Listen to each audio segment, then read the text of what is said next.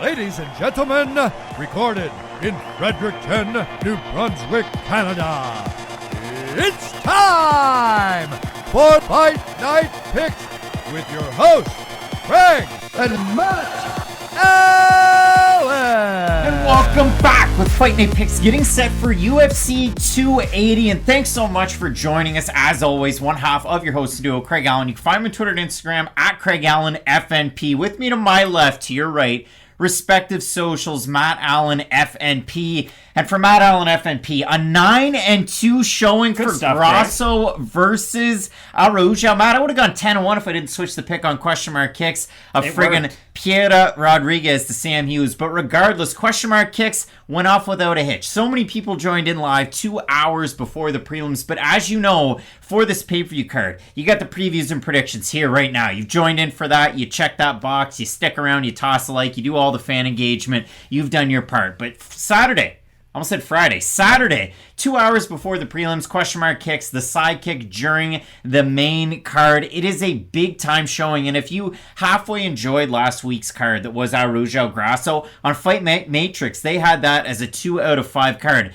This is a 4.5 out of 5 card. Like, the stars have aligned. 2 title fights up at the top. Charles Oliveira taking on Islam Makhachev for the lightweight strap. There's no champion. Wink in that division. You've got Aljamain Sterling taking on the former 2-time bantamweight champ TJ Dillashaw, and in the fight before that on the main card, the former bantamweight champ Petrosyan taking on Sugar Sean O'Malley. Matt, this card is stacked top to bottom with stars and ranked contenders. I think this should be an amazing card. Every single fight on the main card of this weekend's pay-per-view is either a title fight or a title eliminator fight, and I think that's pretty darn cool. Like, every single time we talk about the main event of different fight night shows, that main event is either a title eliminator, or it's kind of like that half step before a title eliminator. The winner of the main event will then be thrust into one of those big fights. The fact that we have 5 fights of that caliber this weekend is absolutely insane, and this is one of the more stacked pay-per-views of the year. You do not need us to tell you that, but hopefully we can get you just that little extra 5-10% more excited for this card, because I really do think this is going to deliver. We have had 2, let's just call them what they are, less than spectacular cards to get us to this point, but this is the card that really has been, they've been siphoning all the good fights from the last ones these past couple of weeks, but really going to make up for it this weekend. And Matt is referencing the fact that, in November, UFC 281, you do have Michael Chandler taking on Dustin Poirier, but some fresh blood in the fight on the main card, Beneil Dariush, Mateusz Gamrot. You also have Caitlin Chookagian, the former CFFC flyweight and bantamweight champ, taking on the former EFC flyweight champ, Manon Fiorot. That's a good one. Matt, this is a stack card. We're going to throw it on over to our fight of the night screen. Make sure you comment below with your fight of the night. You're not wrong till Saturday night. We throw it on over to the fight of the night screen. Let us know down below in the comment section who you've got. It's time for the fight of the night with Fight Night Picks. And the first pick in the fight of the night screen, maybe a boomy like Roger Goodell. We have Petrosyan taking on Sugar Sean O'Malley. When you consider these 2 guys, both of them with 2 fight of the nights apiece in their UFC tenures, you look at it for Petrosyan, his last time out, split decision loss in the title fight against Aljamain Sterling earlier on this year. For Sean O'Malley, a no contest due to an eye poke against Pedro Munoz, but these 2 guys definitely deliver when they're inside of the UFC's octagon. I think this is a great fight. There's sink or swim fights, there's crossroad fights, and then there's, hey, do you want to fight Petrosyan on the other side of the world fights? And I gotta be honest, I don't think there's a lot of guys in the division who would sign up for an opportunity like this. I know fighting someone like Petrosyan on a pay-per-view main card, that's a really big opportunity for a lot of the fighters in this division, but for Sean O'Malley, one of the few guys who seems to just promote himself outside of the sport or independent from MMA, I'm kind of surprised that O'Malley is taking such a big step up in competition, because, like you said, we didn't really learn a lot from the Pedro Munoz fight. We learned a little bit, don't get me wrong, and I'm sure we'll talk about that later, but for the most part, O'Malley is making a massive step up in competition, taking on the former champion, and you know Petrosyan's gonna have a chip on his shoulder to try to erase the memories of his last performance in there, so I think we're gonna get, if not the best version of both guys,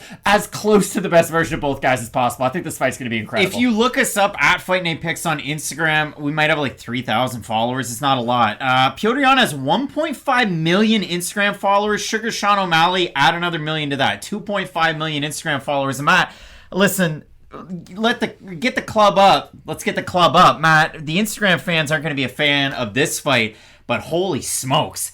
You look at Zubaira Tukhugov taking on Lucas Almeida, and Matt gives me a weird look. This isn't his fight of the night. No. Let me puff my chest. This is my fight of the night. You look at Zubaira Tukhugov, you might think short, compact, the guy brings Split decisions? He has some split decisions on his record. He knocks guys down when you don't expect it. For Lucas Almeida, under the UFC banner, okay, you look at just jungle fights. He was dusting guys at 155 pounds, guys he was expected to beat. You look at him on Dana White's Contender Series last year, Daniel Zellhuber, it was as close to a fight of the night as you could get because they don't hand out bonuses. Almeida wasn't able to get it done there.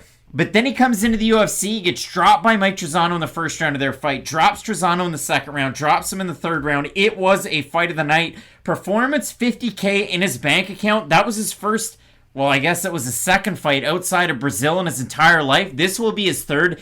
This guy puts on insane performances outside of Brazil under the UFC banner, and I think he has a willing dance partner in Zubaira Tukhugov. Matt, this is a fight of the night, to me, damn it. I gotta be honest, there's 5 other fights I'd put ahead of this. I think Benil Dariush, Mateusz Gamrod's more exciting. Yeah, Matt, cherry pick the big fights. I think Volkan Oezdemir versus Nikita Krylov buried on the prelims is more exciting.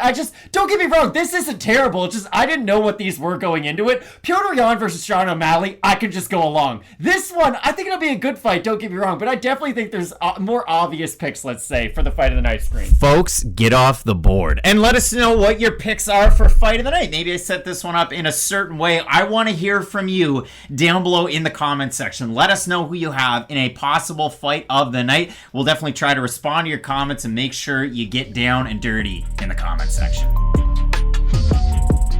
Alright, so if you have a look at UFC 280, it's absolutely stacked at the top, but if you go down through the entire card, you talk about ranked fighters that you're going to find 16 total, including your 2 champs, and Matt, you alluded to it earlier, you go all the way down to the bottom. The first fight on the card, you might not be excited about it, but get excited about it. Karol Rosa taking on Lina Lansberg. They're both ranked in the women's bantamweight division. It and the featherweight division are probably the 2 of the weaker divisions in the women's rankings, but if you do look at it, both of those women are ranked. Krylov taking on Oezdemir, both ranked. You also have Sean Brady, Bilal Muhammad, and then every single fighter on the main card is ranked. Matt, this should be an incredible card, and a lot of sleepers on this card, and I didn't necessarily look at the odds, but I can see some fighters like the Money Team's own Makhmud Muradov being slept on coming into this week.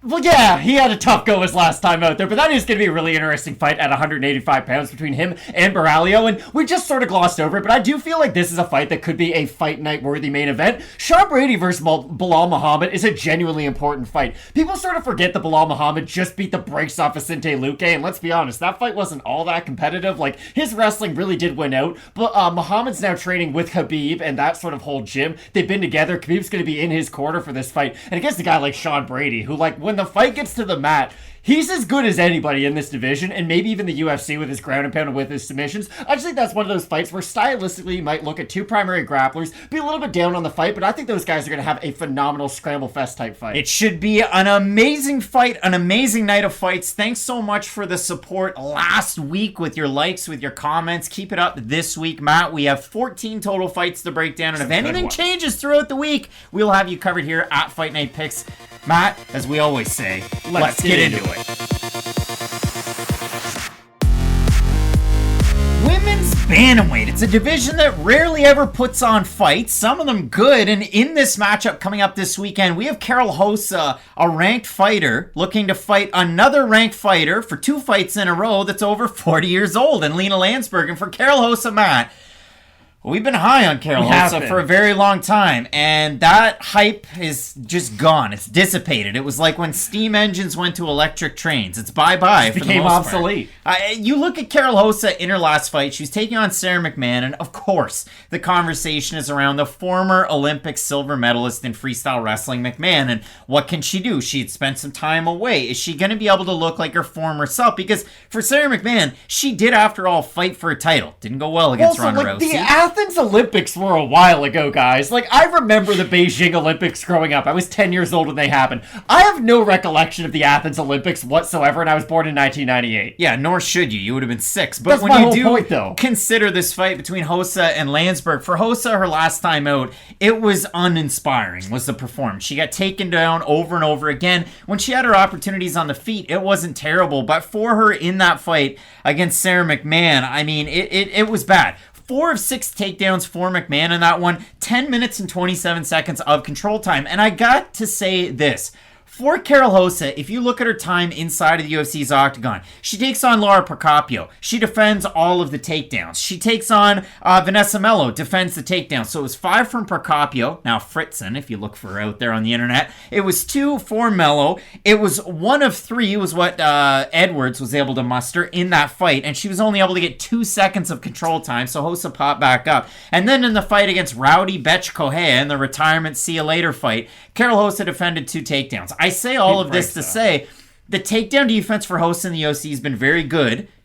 And then she fought Sarah McMahon and it was very bad. And for Lina Lansberg, she likes to mix it up. Is she takedown heavy? Not necessarily. She likes to get into the clinch, throw a lot of elbows. She is, of course, the elbow queen. But for Rosa, we saw a giant portion of her game exposed, and it was a portion that on the regional scene we had seen exposed as well. It just hadn't reared its ugly head in the UFC. And it makes me really curious to see if someone like Lina Lansberg, who, like you had mentioned, she'll use the takedown, but it's not really at the forefront of her game. She really is one of those fighters who, if you're a very technical striker, that's when she's going to look for the clinch, look for her own takedown. And if you're a really strong grappler, well, she'll kind of use this the opposite. Think of like a prime Ally Quinta. I know we have to go quite a ways back for that, but when you think about Ally Quinta, what's he really good at? Boxing and wrestling. If you're a top tier striker, he's going to use his wrestling to take you down. And if you're a great grappler, think about the Kevin Lee fights, he's going to use his wrestling primarily to keep the fight standing. And Lansberg does have some similarities to his game, but she really does.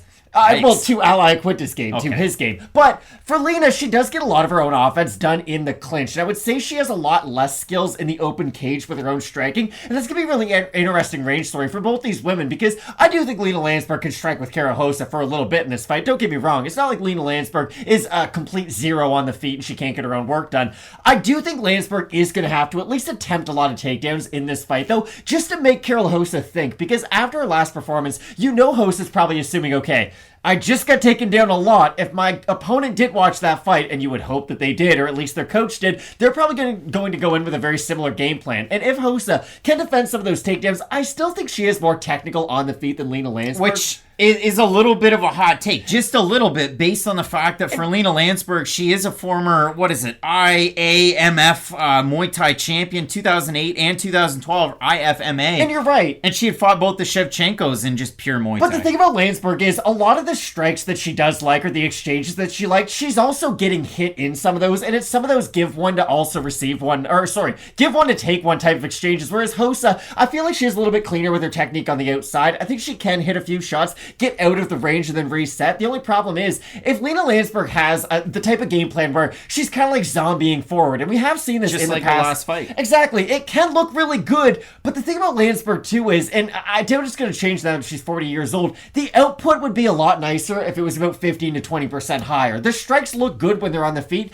but she can get outworked by a superior striker. She can also get out grappled by a superior grappler. So I think this fight's going to be really interesting for just what range it takes place at, because I really do think both athletes to have their own little niches where they can have a lot of success. And if you do look at it, just to go back and nitpick a little bit with Karol Rosa, pre-UFC, a lot of very, very good experience. She had fights against Larissa Pacheco. She fought Melissa Gatto where she did get submitted, and that was kind of the thing. Got a little checked on the skill set on the mat. She is, of course, a Brazilian Jiu-Jitsu black belt, is Karol Rosa, but also fought Mariana Moraes and Gisele Moreira twice before making it into the UFC. But if you do focus on just Karol Rosa and the insane numbers that she puts out in terms of output in her fights, 6.65 strikes per minute landed to 4.45 received, that is a pretty tidy strike differential. And if you want the numbers, she had a knockdown and 171 significant strikes against Laura Fritzen. She had 120 strikes and 2 takedowns against Vanessa Melo. 125 to 62 were the strikes against Betchkohea, and 30-27, 30-27, 30-26 before she ends up losing to Sarah McMahon. But I love the output of Karol Rosa. She tends to keep her head in a decent spot, chin kind of checked in, at least close to her chest when she flows behind her jab. Throws very good output, whereas for Lina Lansberg, as accredited as she is in Muay Thai, and all of the fights she had against Pani Kanzad, one in 2012 in MMA, one again earlier rivals this year against Kanzad. The best part of her last fight against Kanzad, after a long layoff, she had a kid, I guess the combination of her and Akira Korisani, it goes from not just the gym, but they have a kid together out of Redline TC. You see Korisani, you also see Nicholas Dalby out of that gym as well. But for Lansberg, second round against Kanzad, they're in one of those zombie-like give one to take one exchanges, and then instead of throwing a punch, Lansberg lands a nasty elbow, and it drops Kanzad. And those are where she's at her best. I don't know if she'll have those exchanges with Karol Rosa, but it remains to be said that the skill set of Lansberg has translated somewhat well from where she debuted against Chris fucking Cyborg to fighting Pani Kanzad for the 15th time earlier this year. And I know this is difficult to say because she's 2-3 in her last 5 and she is 40 years old, but her skill set does age well. She's not someone who lost her athleticism and then immediately she doesn't have anything to show in her game. It is a lot of that pushing forward. It's more dedication than just pure athleticism, which is how Lina Lansberg wins her fight. So I think she's going to be able to make this fight very interesting, but I really do think the hand speed of Karol Rosa is going to be enough of an X factor for her to be able to be into a lot of those ugly exchanges with Lina Lansberg, but I just think Karol Rosa is going to be able to win out on a lot of those exchanges. If you have a look at the odds in the matchup, Matt, Karol Rosa open a minus 275. She's minus 257 right now. For Lansberg, open plus 235, plus 202. We have a look at the Tapology votes. Surprise to us as they are to you. I'm going to say over-under if Karol Rosa is almost between a minus 250, minus 300 favorite. I'll say over-under 75% Rosa. I was going to say over 70, so I'll say under just slightly. You're going to say under just slightly? Wow. Way over. I'm really surprised, honestly. 977 total votes, 92% Rosa, 88% by decision. For the 8% that have Lansberg, 73% by decision. For me, it's the fact that Rosa can mix it up a little bit more. She's not as reliant on just single power shots like Lansberg is, and I love the volume out of Rosa. The fight against McMahon, it zapped the takedown defense, which had kind of held up, and not just kind of, it had held up for Rosa in her UFC tenure. But for me, I like Rosa in this matchup over Lansberg. We'll see if Lansberg can make it scrappy like she did against Macy Chasson. That was a pretty impressive win. And I think this can be a very similar fight to that Chasson fight as well. I do see Lina Lansberg being able to make this very competitive, but I still feel like Karol Rosa is the more skilled athlete. Now, with all that being said, it's one thing to give up takedowns to Sarah McMahon, and I do think Lina Lansberg is going to go for takedowns throughout this fight, but I do think Karol Rosa's takedown defense is going to be enough to at least stifle Lansberg. Now, that is a question we're going to have to keep on asking about Karol Rosa for basically every other fight she's going to have against these top-ranked women. So hopefully for Rosa, this is a bit of a realignment period. She can go in there, look good against Lansberg, and then get her back on that road that we had all kind of expected her to be on. Because right now, there's the likes of Holly Holm, Irene Aldana, Ketlin Vieira. Like, there's a lot of good fighters in this division near the top of it, and a lot of those fighters do need a dance partner, so I could realistically see the winner of this getting a big-name opponent their next time out. Karol Rosa is who we're both going with in the matchup. I struggle with words sometimes. 92% of the fans on Tapology going with her to get the win. Let us know in the comments section who you have in the matchup. Big-time title fights up at the top. Bantamweight and lightweight strap on the line. You're not going to want to miss it. Keep it locked in with Fight Night Picks, we always say. Let's get into it. Ooh, girl, shock me like an electric eel. This is like the Justix remix of Electric Feel by MGMT. We have electric grapplers. Muhammad Mokaev taking on Malcolm Gordon. Fellow Canadian is Malcolm Gordon, and he's also a former TKO flyweight champ. He got the win over Yoni Sherbatov a few years ago. Former Ultimate Fighter contestant and Laval, Quebec, Canada gym owner. Yoni Sherbatov, if you want that background, to share that at Buffalo Wild Wings with your buddies when you're watching the prelims of UFC 280. But if you can't tell how excited I am about this fight, it's up there. It's like a 9.5 out of 10. I love the title fights. They're 10s, but I love this matchup as well because for Malcolm Gordon, he's been an underdog in multiple fights in the UFC. He was a plus 115 against Samir Albazi, a plus 290 against Sumaderji. He got finished in both of those fights. Plus 245 against Francisco Figueiredo, and a plus 230 against Dennis Bondar. And in those last two fights, he beat Figueiredo by decision. He beat Denis Bondar in a fight where Bondar looked like he had some octagon jitters. They get into the grappling. Bondar gets a takedown. They kind of wrestle. They scramble. And then Bondar's posted up. And I talk about it twice. I will during all of these videos for these fights because Gadzhi Omargadzhiev, Caio, Borralho posted up on that left hand. Illegal knee by Caio Borralho.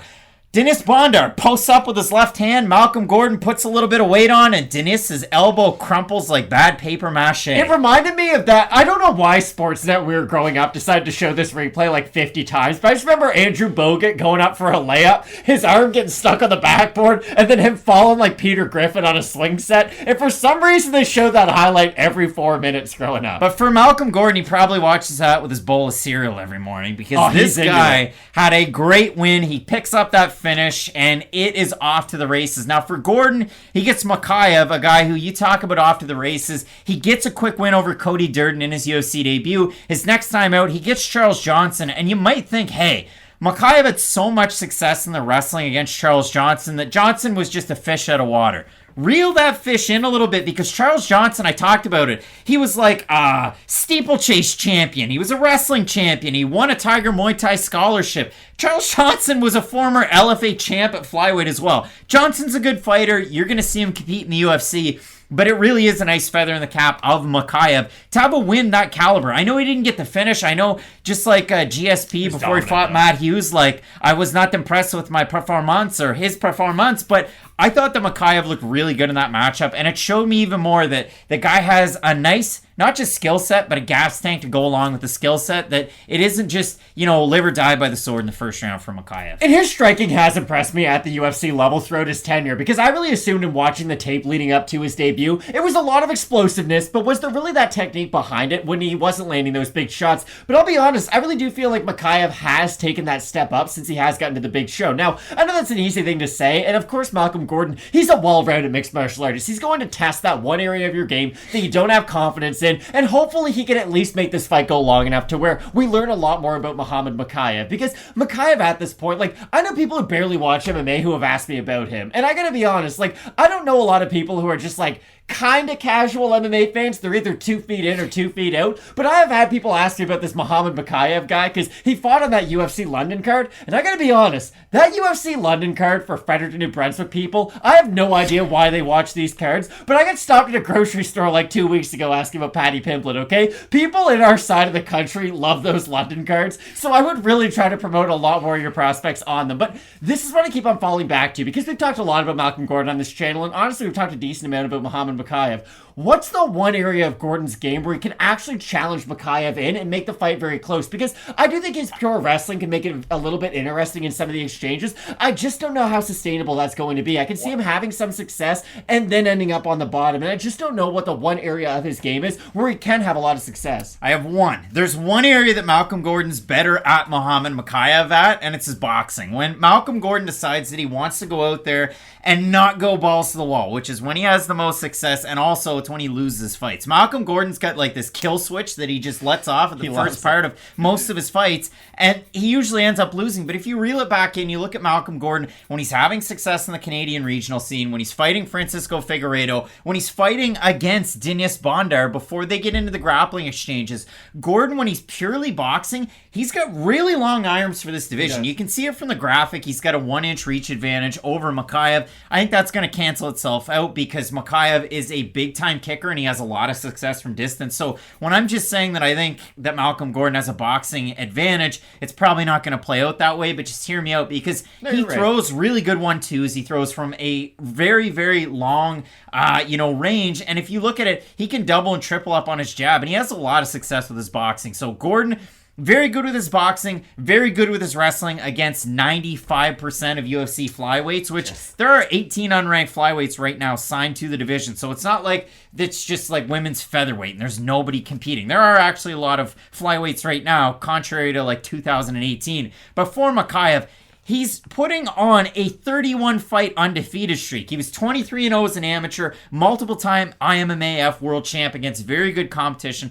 As a pro, undefeated except for that one no contest, but you just kind of put that to the wayside and you continue on. But for Mokaev, coming out of KHK MMA, the Kingdom of Bahrain. For Malcolm Gordon, coming out of Adrenaline MMA, and I saw it over on his Instagram, he's got Chris Horodecki in his corner. You're going to see him there. Obviously, Mark Hominick's trained out of that gym, and Bazooka Joe Valtellini, but Horodecki, definitely a guy to get ready for the striking. 100%. A guy that was really flashy with his kicks back in the WEC days. A guy who retired super young after fighting Cowboy Cerrone. Like, I wish we got more out of Horodecki, but when you do focus in on this matchup, Matt, we know how good that the Wigan product in Mohamed Mokaev is, the Wigan, Manchester adjacent guy.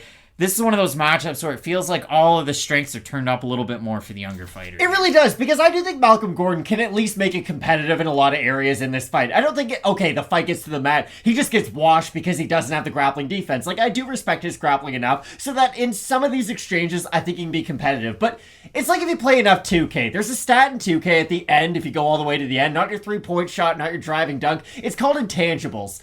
Malcolm Gordon's intangibles would be at like 50, let's say. Mohamed Mokaev's intangibles are probably at like 90, because he really does have that type of wrestling, the explosiveness, and the youth on his side too. Like, 32 isn't that old, let's be honest. Mohamed Mokaev's a decade younger than Malcolm Gordon is. Like, he's that young. He's going to get that much better each and every time we see him. Think about Tatsuro Taira, the guy we saw last weekend. They could fight each other, which is kind of wild, and I think that would be an insane prospect fight, but hopefully the UFC lets that matchup marinate for a little bit longer. Let it be like a Shavkat versus Hamzat Chimaev, where hopefully they just meet each other at the top and not outside the rankings. But I do have Mokaev in this matchup. It's really difficult to pick against a guy who's almost a, 7-1 favorite in this matchup? I mean, Mokaev is just more than a 7-1 favorite. Malcolm Gordon on the comeback, plus 500 or therethereabouts. Topology votes, I'm not even going to try and guess. I'm going to say they're over 97%. Yeah, they're probably, they're under. One under. 1,096 total votes, 96% Mokaev, 67% by submission for the 4% that have Gordon, 35% by knockout, 40% by decision. But for me, I think Mokaev wins this one. I wouldn't be as confident as everybody else is in picking him to win by submission against Gordon, because I think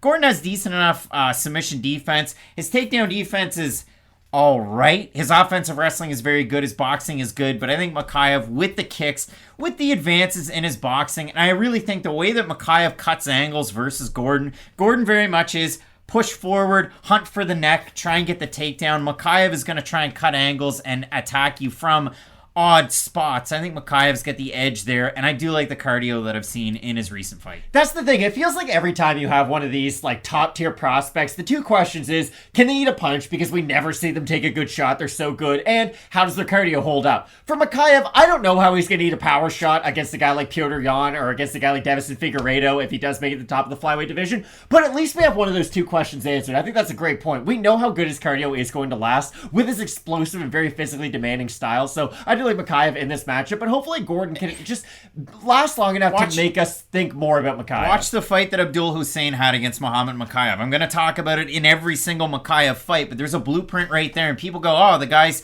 no good. Finland's got no good prospects. Go watch some Abdul Hussein fights, Matt. Both of us going with Mohamed Mokaev, the Punisher. Is he Thomas Jane? I don't know, but he's got a good opportunity at getting a win coming up this weekend. Let us know who you have in this matchup. And the rest of the matchups on this 14-fight card, you're going to want to keep it locked in with Fight Night Picks. We always say, let's get into it.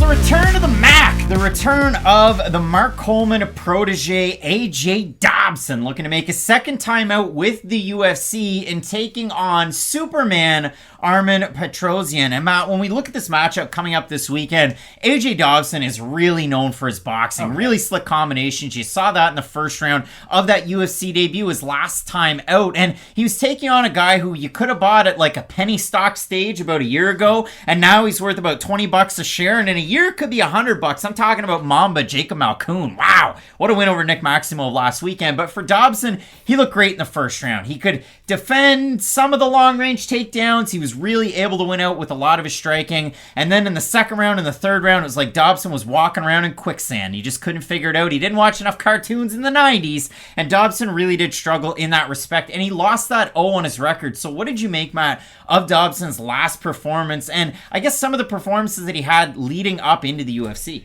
He does look really good on the feet, but that's the thing about both these guys. They both look really good on the feet, and that's why I do think this has the potential to be like a fight of the night that is buried on the prelims, because for AJ Dobson, he is going to come out, work the jab, get into the pocket, and try to have a lot of his own success in that pocket. And I guess someone like Armen Petrosyan is going to be really interesting, because Petrosyan, we all know how good of a kickboxer he is, we all know what his background is. He's not the most aggressive guy, though, for what his background is. It's really interesting to see, because think about a guy like Alex Pereira, a guy who has, now, yes, granted, he's one of the greatest kickboxers of all time, but still, you think about a big, strong kickboxer like him. He marches guys down, walks forward, goes to the leg, then to the body, then to the head. It's really that three-distance approach, if you will, and the three-level approach, whereas for Petrosyan, he can kind of wait for the fight to come to him, and that's always been the strange thing to see, because he does have really effective footwork, and normally when a striker has really good footwork, they can lead their opponents into their power shots. Think about a guy like Robert Whittaker, and I know the examples I'm using right now are people at the top of the division, but still, Petrosyan is a pure kickboxer, and that is his background. I love the movement that he is able to display on the feet, but it feels like it's unneeded at a certain point, and that's always been my thing with Petrosyan. I really do think that if he does let his hands go at some point throughout his career, yes, that might make him more susceptible to the takedown, but also it's going to help him accentuate the best part of his game already. And against a guy like AJ Dobson, you would think Petrosyan's going to come in with a much more aggressive mindset, because now, is Dobson the more well-rounded of these two athletes? I would say he is, but I still don't think Dobson has the mindset of, okay, I'm going to put on my wrestling shoes now. I think Dobson's going to go into this fight and try to at least strike his way into that clinch before he goes for his takedown attempts, because if he does just start shooting from a long distance, I do like the movement out of Petrosyan. I know he said it might be overutilized, but he's a hard guy to get close to, and again, it might make it so that his fights aren't as exciting as you probably initially assumed that they will be, but it does make him hard to get a hold of, and against a guy who might try to grapple him, that's always a good skill to have. Armen Petrosyan has one sketchy detail to his record, and if you look at the 5 on in, he is of course 3-2. You go back, he was the AMC Fight Night's light heavyweight champ. Be crazy if he was a lightweight champ, but light heavyweight champ, and he loses to Hassan Yousufi. That's a good fighter. You've seen him fight a lot of good talent on the regional scene. Loses that fight by knockout, and then a couple of months later, he goes out there and has another fight, and that's kind of the craziest part about his overall record. Is it 7-2 or is it 6-2? You go over to Sherdog today, it could be 7-2. You go over to Topology, they consider it 6-2. And the win that he had on his record that's in question, and I found a great article. You know Jay Petrie from Sherdog for his good work with Fight Finder, the Ashkar Mojarov stuff. Well, he had an article that came out earlier on in October about Mr. Petrosyan and his fight that he had against one Zemyakov. And in that fight, it is sketchy business. He couldn't find the fight. The promoter didn't really seem to have it. The management team didn't really want to talk about it all that much. And then somebody finally slipped out an unlisted video. It was on YouTube. And if you go back and watch it, it's weird. So just Draymond Green punching Jordan Poole, and they're saying it's Armen Petrosyan. Well, it wasn't as cool as like a GSP or Draymond Green Superman punch. But for Petrosyan, he's taking on Zemyakov, and he goes across and lands a left body kick, drops his opponent, and then follows it up with ground and pound. The opponent stands up, smiling, and then that's the end of the fight. It was really weird. But none of the skills he demonstrated in that fight are actually back-upable, if you will, by other fights that he's had. Like, there was nothing in that performance that makes me think, okay, he can't land switch body kicks. Like, that's something we know he's been able to do his whole life. And the best part about it is he obviously gets the win on Dana White's Contender Series. He's a decent favorite in that one against Caio Kovalev, and he wins that one by knockout. And then his next time out, he beats Gregory Rodriguez by split oddly decision. Bad fight, though. Yeah, it's not a great fight, and I thought Gregory Rodriguez won the fight, but regardless, it's a win on Petrosyan's record. He goes in against Caio Borralho, and in that fight, Petrosyan, after beating Gregory Rodriguez, who had looked very good in the UFC before the Petrosyan fight, and has looked very good since that fight, Petrosyan's a plus 200 underdog against Borralho. And I thought, what? Really? Like, I know we picked Borralho to win that fight, but you go back and you look at it, he defends 1 of 5 takedowns, so Borralho gets 4. 10 minutes and 9 seconds of control time. The judges scored at 2:30:27, 1:29:28. he looked pretty darn pretty darn bad, and he couldn't defend a double leg all the way across the cage. Like, his takedown defense hasn't gotten much better since he's come into the UFC. It wasn't his strong suit outside of the UFC. We know how good Petrosyan's striking is, but I look at a guy like AJ Dobson in a matchup like this, trains out of Immortal Martial Arts. He's had Matt Brown and Mark Coleman in his corner before. His win over Wesley Golden on the regional scene, you're able to get the fight down to the mat. A no-hook rear naked choke, he doesn't have his legs around him. He's just on the side cranking for a rear naked choke. He also got that submission on Dana White's Contender Series to book his ticket into the UFC. It's not something that works against the highest level competition, but it has for Dobson. To go along with his boxing combinations, all this to say, Matt, I'm not high on either one of these prospects who are over the age of 30 at this point. I'm really glad that you had said that, because that was going to be my final remark on this fight. This should be a fun fight, I think. I genuinely do believe that. Now, I don't know what either guy's ceiling is, because it really is difficult to project based on what their current skill set is, but I think this will be a fun striking fight. Now, I kind of tip my hand. I do ever so slightly favor Petrosyan, just because I do think his movement is going to make him very difficult to take down. Now, I don't know if that's going to help him offensively a lot in this fight, and honestly, it might make for a bit of a stale striking matchup between two guys who you wouldn't assume would give you a fight of that caliber, but I still do like the movement of Petrosyan. I think he moves a little bit too much, but in a matchup like this, I actually think that might be a benefit to him. And when you do look at Petrosyan, even in the fight that he had, against Gregory Rodriguez, it was a success in the striking to the takedown of Rodriguez. You look at the odds in this one, Petrosyan open -210, -225. You look at it for Dobson, open +180, still about there, +190 or so. We have a look at the Tapology votes, Matt. Surprised the odds as they are to you. And with a guy like Petrosyan that big of a favorite with that Rodriguez win, I'm going to say over under 70% Superman. I think it'll be over. Superman that. Whoa, it is over. So 1,040 total votes, 86% Petrosyan, 59% by knockout for the 14% that have Dobson, 52% by knockout. Matt, I kind of like the odds on AJ Dobson just based on the fact that I like his striking and tight. I like the hooks of Petrosyan when he is backing out, so I think that he's going to have a lot of success there as well with his kicks. But I think Dobson is the more well-rounded guy. Didn't love the fight that he had against Malkoun, especially he could have called one of the rounds at 10-8. He gets taken down fairly easily in that one. Petrosyan's cut from the same cloth, so if they decide to strike, I think Petrosyan's a little more well-rounded. But again, I don't see these guys having a giant high of a ceiling, and if you do like the underdog in this matchup, I'm not going to fault you whatsoever. I've also got Petrosyan, but again, it's going to be really interesting to see what the odds are based on his future opponents, because it is really going to be matchup dependent to see how big of a favorite he is, because we know what his skill set is. He can defend takedowns with his footwork, he's a very skilled striker, but guys who we can't really use those two skill sets to exploit, they're going to have success against him, so I do like Petrosyan in this fight, but again, it's really going to come down to what is his next matchup after this fight. Is it 6-2? Is it 7-2? We're still going with Superman. I'm not that naive. Armen Petrosyan to get the win. 5 for fighting the tune. Matt, we have some big time matchups coming up this weekend, including the 2 title fights up at the top that you're not going to want to miss. So keep it locked in with Fight Night Picks, we always say. Let's get into it.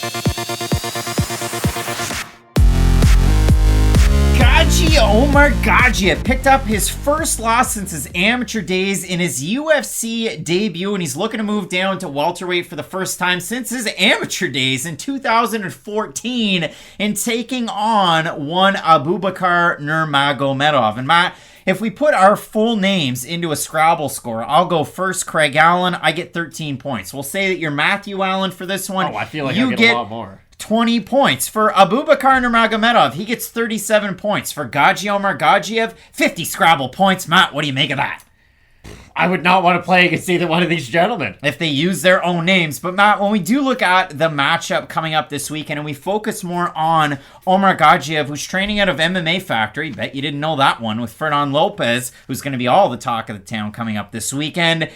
It was kind of weird. We both picked him to beat Caio Borralho in his UFC debut based on the fact that the Combat Sambo Master of Sport was going to have success, and you guessed it, Combat Sambo. And for Omargadzhiev, if you watch him fight outside of the UFC, you watch his fight on Contender Series, his fights that he had on the regional scene, once he got guys down, they rarely got back up unless the round ended. His takedowns were so good, his top pressure was very good, his boxing was meh, but he's boxing to clinch to then get the takedown. And for Omargadzhiev, he looked great in all those fights.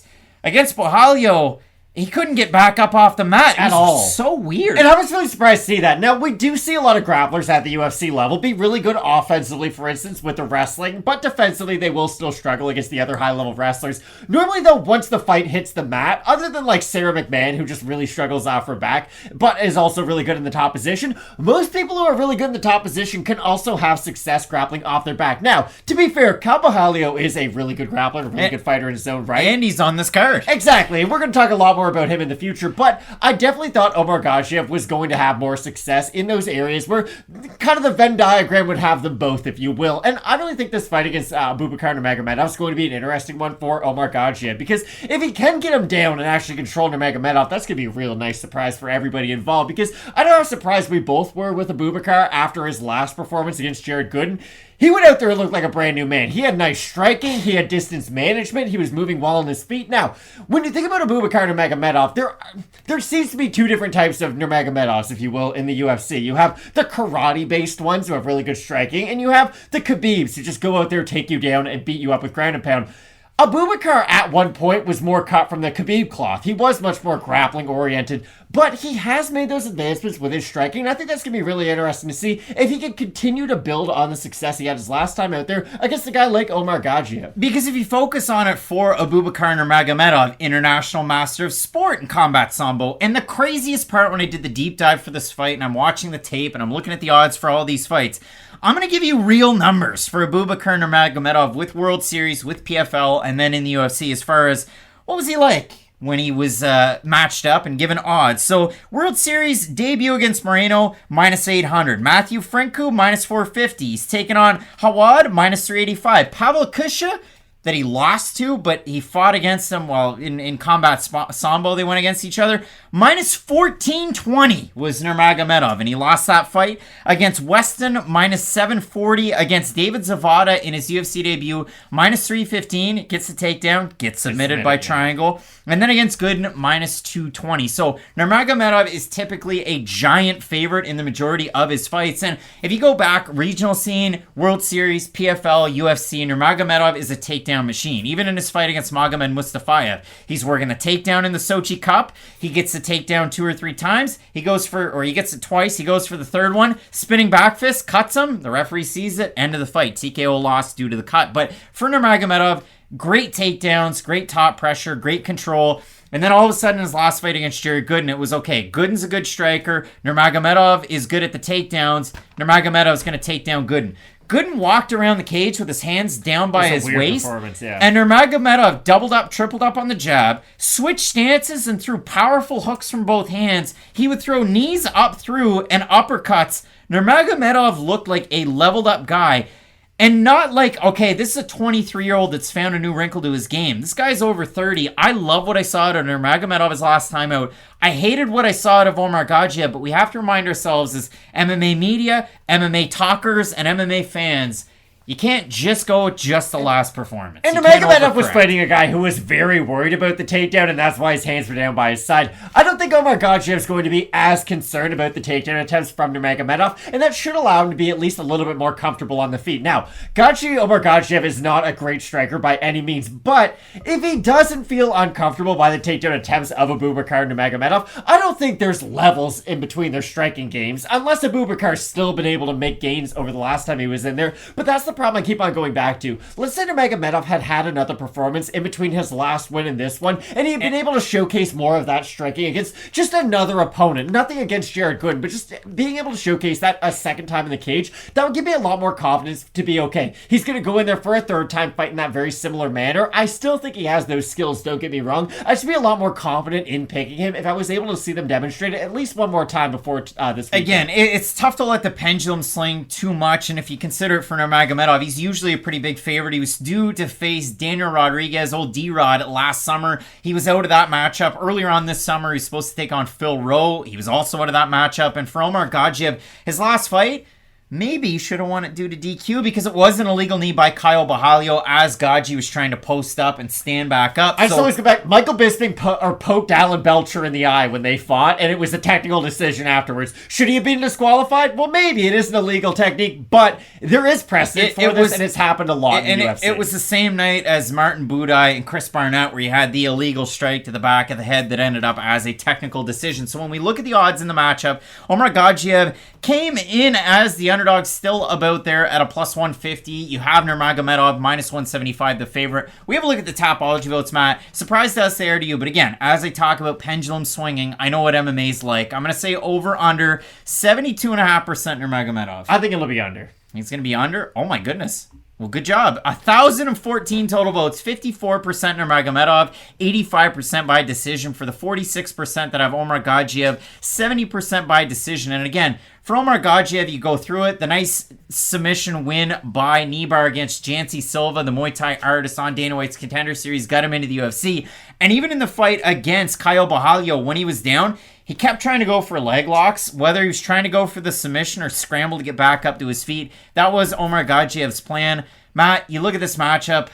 I've got Abubakar Nurmagomedov here. I think he's better in the striking because Omargadzhiev isn't bad. He has a nice long jab. He's got some pop at the end of his shots, but I do see Nurmagomedov as having the better striking. And when it comes to the fight on the mat, I think Nurmagomedov's got a little bit more of a step on Omargadzhiev. But again, the red flag here is don't let the pendulum swing too much and tune into Question Mark Kicks on Saturday because Omargadzhiev hasn't fought at welterweight since 2014 when he was an amateur, but he wasn't winning those fights at welterweight. He was winning them up at middleweight. So I want to see what Omargadzhiev looks like given the weight cut here. I also have Abubakar Nurmagomedov, mainly for his footwork on the feet to go along with his striking. Not only do I think he has the striking advantage, but he does seem to move quite a bit more effectively in that striking range. He's not someone who just has awkward movements on the feet. He can make really good defensive movements moving backwards and forwards. I think that's going to be real key in this matchup. So I agree with you. I've also got Nurmagomedov. Both of us going with Abubakar Nurmagomedov to get the win. Let us know whose Scrabble score completes your win down below in the comments section. We get some big time fights on this card, including the bantamweight title on the line between Aljamain Sterling and one TJ Dillashaw in the main event. Holy smokes, Charles Oliveira, Islam Makhachev. You're not going to want to miss. Keep it locked in with Fight Night Picks, we always say. Let's get into it. And a big time UFC debut for the 19-year-old Yamato Nishikawa, who debuted as a pro at 13 years old and debuted as an amateur fighter at 11.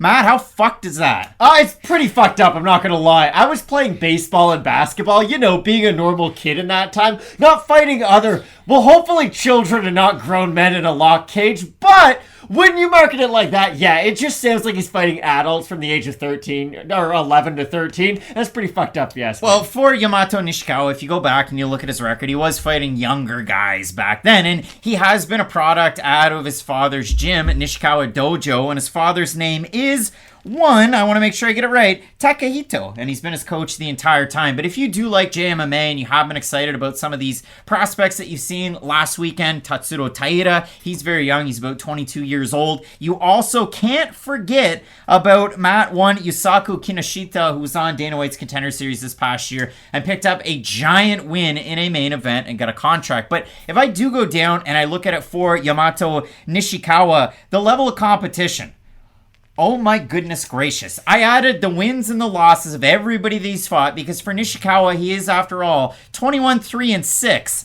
The level of competition, 172, 118, and 48. That boils down to a rounded out average of 6-4-2 for the average opponent that he's taken on. And he just fought back in September. About a week after his fight in September, it was announced that he would be replacing Jamie Mullarkey in this matchup against Magomed Mustafaev. And I went through the entire record. I translated a bunch of articles that I found on the web that were in Japanese over to English to get ready for this one. I did the deep dive, folks, for you folks. He's fought at bantamweight all the way up to welterweight. He also had a fight at openweight. He has a lot of fights that have been 2-round fights. And if you go, well, guys, why does he have so many draws on his record? funny that you should ask, because there's a lot of fights in Japan that are 2-round fights, and if it goes over the allotted 2 5-minute rounds, then they just consider it a draw. So that's why he has 6 draws on his record. But going down through it, I'll throw up the Yahoo Sports quotable that I did translate. Doesn't seem like the moment is too big for him. Seems like it's another fight. He wants to become UFC champ, taking it one step at a time. All of that's fair to say until you fight Magomed Mustafaev in your UFC debut before you turn 20. The craziest part about it is, though, Mustafaev's been out for a while. It seems like a skill check for Mustafaev, but man, they're not doing him any favors. But it's weird that it feels like a skill check for the older guy, because normally when you have these young, talented prospects, you try to build them up over time, make them fight like, and this isn't a good example because this fighter's looked very good lately, but a Jim Miller type character. You know what I mean? Just a guy who's been around the division for a very long time. They are a faded star. They're not the fighter they used to be, but they can still go out there and put on entertaining performances. And if you beat an opponent like that, then it gets you off to a great start in your UFC career.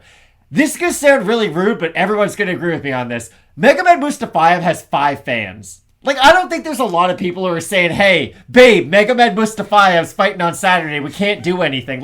Nobody has ever said those words ever. So it is very strange that they're making this very young, talented prospect not only fight a guy who's older and very skilled in the division, but they're not giving him a guy who has a big fan base who's already been there and done that. Magomed Mustafaev is one of those fighters who fights a good fighter once every year and a half. And he'll look good against that fighter every year and a half. He might beat them, he might lose to them, but Mustafaev is not an active fighter himself, and he's never really had those big opportunities to make you think, okay, if you beat Mustafaev, then you're in line for really great things to happen. Brad Riddell, it worked out for him. Brad Riddell was already on the rise before that. Brad Riddell was this kickboxer who had the Israel Adesanya connection. Nobody knows who Brad Riddell is just because he beat Magomed Mustafaev. It definitely got him up there, but my question, Matt, a good win. Magomed Mustafaev has a giant win on his record, and it's that spinning back fist knockout over one Rafael Fiziev in the UFC. You look at it, he has a loss to Kevin Lee, and that's all right. But you look at his other 2 big-time wins, and I mean, Matt, you consider these ones,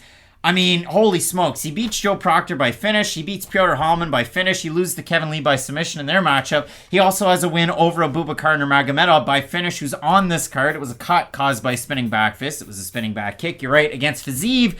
But Matt, my big question against Nishikawa, because the conversation has to focus there, is, well, can he play baseball? His name is Mookie Betts. I said, Poppy, can he play baseball? He said, man, can he play baseball? I think he can. You think he can play baseball? Well, we look at Nishikawa, and I went back and I looked at his fights. Shinya Aoki fucking hates him.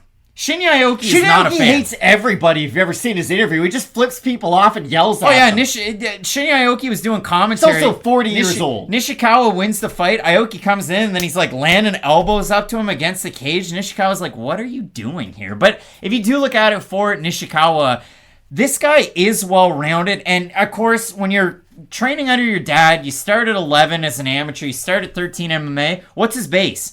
His base is MMA. It's not like it's combat sambo. It's not like it's Muay Thai. His base is MMA. He is very well-rounded. He's fought an all-right level of competition. I know he's got wins over guys that are 16-5. But again, when you boil everything down, 6-4-2 is the average record of the guys he's fighting. His last 3 fights that have been, of course, wins. He's won 14 in a row. But his last 3 in 2022 have all been at welterweight. And his last one was over a guy, Kusa Max, who was 41 years old. And in that matchup, they just kind of go at it. I mean, Kusa Max is a former heat lightweight champ, but if you go and watch the fight, they're just kind of trading for trading's sake. And when I went through and I watched a lot of Nishikawa fights, it's a lot of give one to take one, rock'em sock'em type of striking where the younger guy's winning out. He's defending takedowns. He's getting his own takedowns. He is a good striker, and he can switch it up. He throws a nice lead uppercut. He can, go to the body, which I do like in combination, going to the body, back up to the head, feinting quite a bit. He is a well-rounded fighter. It's just, to me, coming up this weekend, it feels like way too much too soon.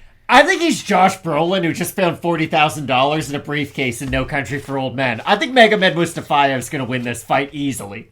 I really do. It's just, this is the weirdest matchmaking going, and I can't stress this enough. Normally I get on this channel to tell you guys that, hey, MMA is a lot more like boxing than we want to realize. They do want to build their stars in a very similar way to what we criticize boxers for doing, where you don't fight anybody for like 20 fights, and then you get the really big test. In MMA, it's not the same. You're not fighting people with negative records, but there definitely is a slow build that they like to do with a lot of their prospects. Now, to be fair, Sean O'Malley is finally jumping into that pool by fighting Petrosyan, but you do get it. For the most part, prospects don't have difficult fights until they're about 5-6 fights into the organization. Then we can start to test them. It's really weird that we are taking this guy who's not even 20 years old and making him fight the much more proven commodity. And again, for Mustafaev, it's not like beating Mustafaev then gets you all these fans. Like, it's a good win that people like Craig and I are really going to respect, but the broad-based MMA fandom isn't going to completely change their opinion about you just because you beat a guy like Mustafaev, and mainly that is because he hasn't been active enough, and that's always been the strange thing. He's been a very talented fighter for a lot of his career, but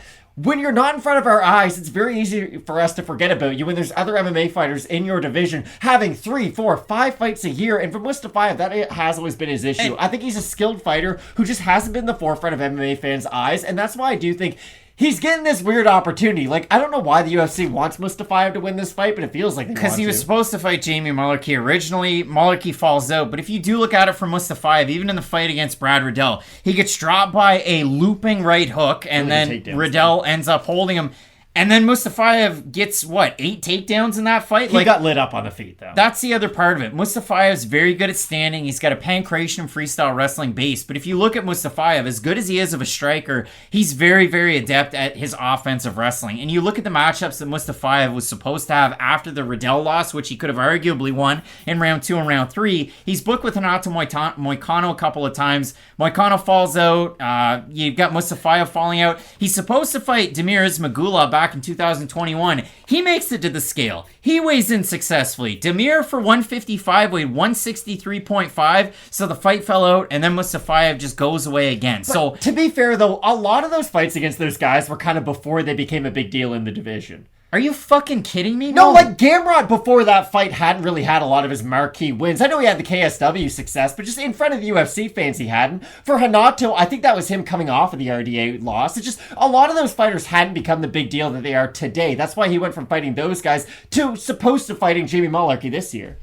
I would say all 3 of those guys are a step and a half above Jamie Mullarkey. The trouble in this fight, folks, is, and as much as we agree and disagree about it, the odds, I mean, you've got Mustafaev open a minus 800 favorite, minus 561 right now. You look at it for Mr. Yamato Nishikawa, he opened up as a giant underdog, plus 550. He's a plus 394 as it stands. We look at the Tapology votes, Matt. We won't even piddle around. We already saw them. Yeah, I mean, 912 total votes, 79% Mustafaev, 67% by knockout. For the 21% that have Nishikawa, 51% by decision, 19% by knockout. I think that Mustafaev can put the wrestling shoes on in this fight and end up getting the win over Nishikawa. And I think when it comes to the striking, Nishikawa, if he blitzes, can have some success because I do think his striking is half decent.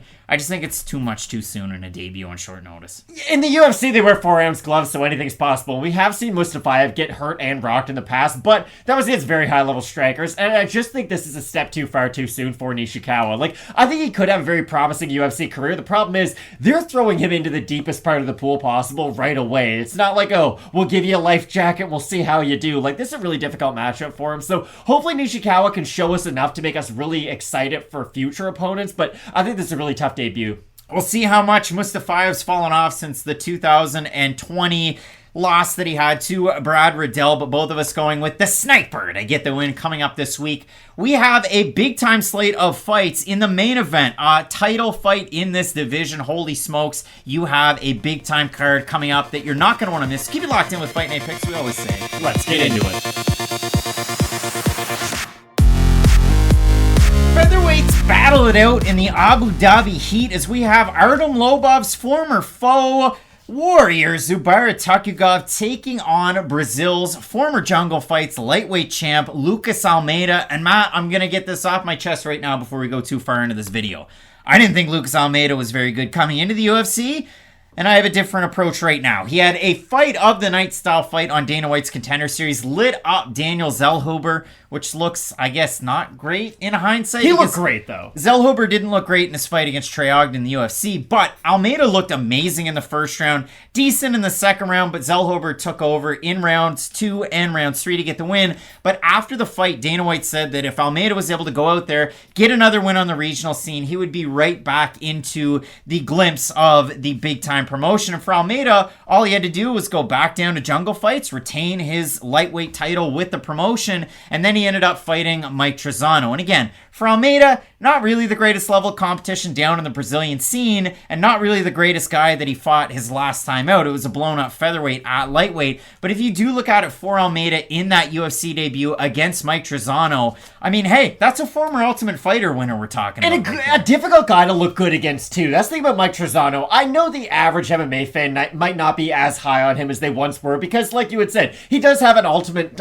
Fighter championship to his name, I guess. But Almeida was able to go out there and look phenomenal against, like I said, a guy who's really hard to look phenomenal against. Think about when Luis Pena was the hotness in MMA at one point. Now, I know that was a while ago, but still, Pena did not look good against Trizano at all, and that was a prospect who, at the time, people had that, like, Sean O'Malley type expectations for him, and the fact that Trizano was able to go out there and just one of those veteran performances, like we mentioned with a lot of these fighters. If you're a good striker, they can wrestle. If you're a good wrestler, they can strike. That's normally what Trizano was able to do against a lot of these fighters, but Lucas Almeida just looked so good on the feet in that matchup that there really wasn't much for Trizano to do. And Almeida didn't look too hot in the first round. It was a left hook to a knee that dropped Almeida, and he was on Beach Street, as they say. And then for Almeida, round 2, round 3, it was his left hook. And it's like a pullback, long, looping left hook for Lucas Almeida. Drops him in the second round. Then in the third round, drops Trizano and just hammers away and gets the win in that matchup. So for Almeida, a huge win. It definitely boosted my thoughts of Almeida just in general. And I mean, if you do look at it, he switches camp up just a little bit coming into this one, and I think it's going to pay dividends. But for Tukhugov,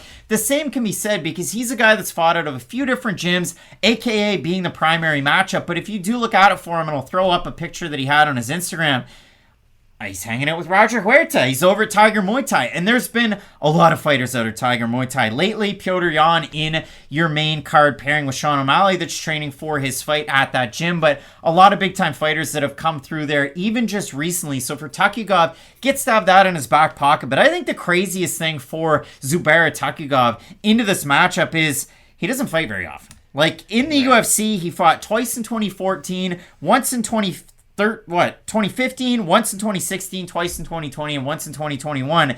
And in all of those fights but one, Tukhugov was actually the favorite. The fight that he was the underdog in was the fight against Kevin Aguilar, where he lit him on fire. I really like the skill set of Zubaira Tukhugov, but there's one thing that he does that I can't stand, and it's like the Fabricio Verdum mindset of, I need to get this one back. Tukhugov is a very technical striker on the feet, and he's a very good wrestler. Of course, if you ever watched his fights, he is just extremely well-rounded. Like, he can get it done on the feet. He's an extremely good grappler. But when he gets clipped on the feet, he gets a little of that, like, Hulk Hogan in him, where he's like, oh, I've got to get that back. And when he does have the squared stance, the thing about Tukhugov is he doesn't have very long arms. It's always something that stood out to me in his fighting style. He has good boxing. He has good kickboxing, I would say, but he's not huge on kicks. He is going to try to much more get it into the boxing range where he can attempt his takedowns as well. But that's the one area of his game that I'm always worried even lesser fighters can take advantage of. Because even if you're a guy that Tukhugov might be a far better wrestler in, he might even be more technical than you on the feet. If you hit him with that one good shot on a weird in-between where he's going for a takedown, I do sometimes worry that he's just going to get in his mind of, okay, even though I'm going for the takedown, I've got to get that one punch back. Because Tukhugov will have some of those moments where, again, he's a massive favorite in a lot of his fights, but some situations will be real dicey for a second, and then Tukhugov will be able to get over it. I'm just worried that as he starts to fight some of the better fighters in this division, are those times of adversity going to get a little bit bigger and a little bit bigger and a little bit bigger as he keeps on developing in the division? Because, I mean, if you consider it for Tukhugov, he has fought a very good level of competition in the UFC. He obviously does have that draw on his record, the split draw against Lerone Murphy, a guy who I really think highly of. Split decision loss to Hakeem Dawodu, but if you consider it, the UFC debut was against one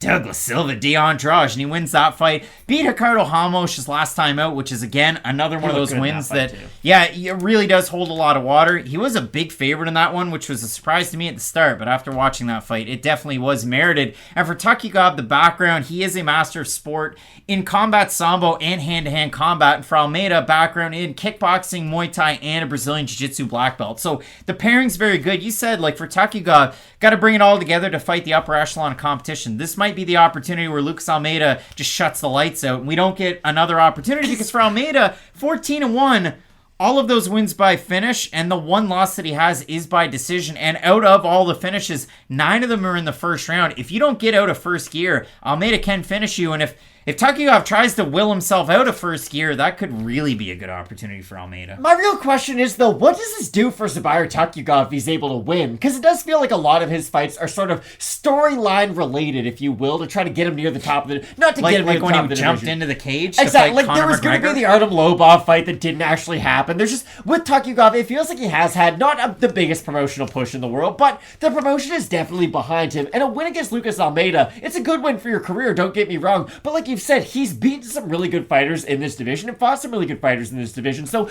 I just don't know how much more this helps raise his stock if he is able to get the win against a very dangerous opponent. But for Tukhugov, it would be nice if we did start to see him fight those borderline top 15 guys to finally figure out how good he is. He had a close fight with Moicano all those years ago. We know that Moicano at one point at featherweight was one of the better fighters in the division. At lightweight, it's been a little tricky if we're being honest. But for Tukhugov, it would just be nice if he started fighting some of the more recognizable names in the division. Now, I know Dan Hooker moved back up to lightweight, but a guy like that, you know, someone who's been in the top 15 for a while, it would be really nice to just see Tukhugov test himself, but also be more consistent in the cage, and I think this should be a great fight. Tukhugov currently ranked the 17th best featherweight over on Tapology. That's regardless of promotion. For Lucas Almeida, he's actually ranked 48th, so a big-time opportunity for Almeida. We talk about the odds in the matchup. Tukhugov opened the underdog, plus 130. He's now a minus 155 favorite. The line kind of corrected itself quickly on best fight odds for Almeida. Open minus 150. He is now a plus 129. So roles of reverse in terms of the odds. We have a look at the Tapology votes, Matt. They're a surprise to us. They are to you.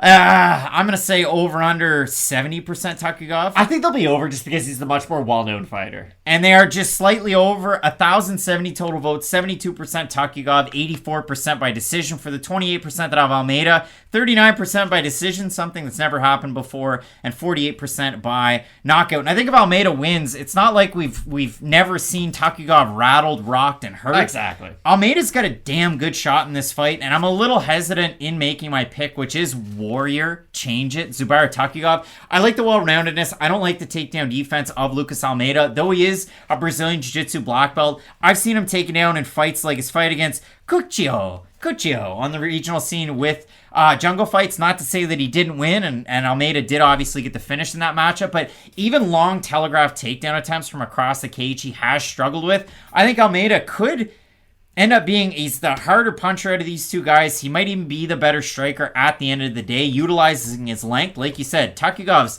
small arms and he's compact. He just hulks up. That's the problem. And he is at a reach disparity and height disadvantage, and Almeida is the bigger guy, but I like Tukhugov with the well-roundedness in the matchup, and I will have him here. And I do think Almeida is going to start striking in a much more conservative manner if he does find himself getting taken down a lot. I don't think he's going to be as willing to let his hands go and to really go for the risk if he is on the receiving end of a lot of the takedown attempts from Tukhugov. So I agree with you. I've also got Zubaira Tukhugov. Both of us going with the Warrior, Tukhugov, to get the win. Let us know down below in the comments section. I mean, I'm close to it if you're going with Brazil's Lucas Almeida. Or can Tukhugov go 3-1 against Brazilians inside of the UFC's octagon? That lost to Renato Moicano all those years ago.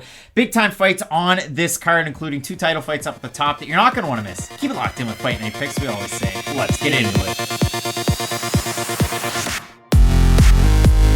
Big time matchup coming up this weekend. It is a Fight Night Picks special. So tell your weird Uncle Chris to grab an Alpine. It's camo can season, so get ready for that stuff. And tell him that there's going to be violence on free television, because coming up this weekend we have no time, Volkan Oezdemir taking on the minor Nikita Krylov in a pivotal light heavyweight matchup, because for both of these guys, incredible skill sets that they possess. For Oezdemir, you remember the no time on his way up, his slow burn into the UFC, the first fight, it was like, okay, this is Volkan Oezdemir. And then all of a sudden he was knocking guys dead. He ends up fighting against Daniel Cormier at UFC 220. And y'all must have forgot. It just went so bad for him in that matchup. He was in a main event in a fight night against Anthony Smith in Fredericton. No, it was Moncton, New Brunswick, Canada. I said Fredericton. I have St. John in the mind with the Alpine, but it was in Moncton. And Oezdemir struggled in the matchup and he got finished. And since then, it's been wishy-washy. But his last time out against one Paul Craig, Matt, boy, oh boy, did he defend all the takedowns and look very good. He looked really good, and I'm going to zag a little bit. I don't think Volkan Oezdemir looked that bad against Anthony Smith. He had a lot of success in the striking. He had his own success in the grappling. Now, granted, he broke his nose and his cardio fell off a cliff, but I really do think that in the early parts of that fight, there's a lot of things that you can take from and actually apply them to this fight against Nikita Krylov, because for Volkan Oezdemir, it has been an interesting UFC run. He was one of those few prospects who really gets that heavy promotional push. It's, hey, you are no time. It's a division that doesn't have a lot of exciting contenders right now. There's a poster in the corner of this office that never fail to shows bring up 15 seconds, the quickest finish for him, and 22 for Anthony Smith. He had an awful fight against OSP in his UFC debut, though, that I feel like we have to bring up, where they just kept on calling him a Swiss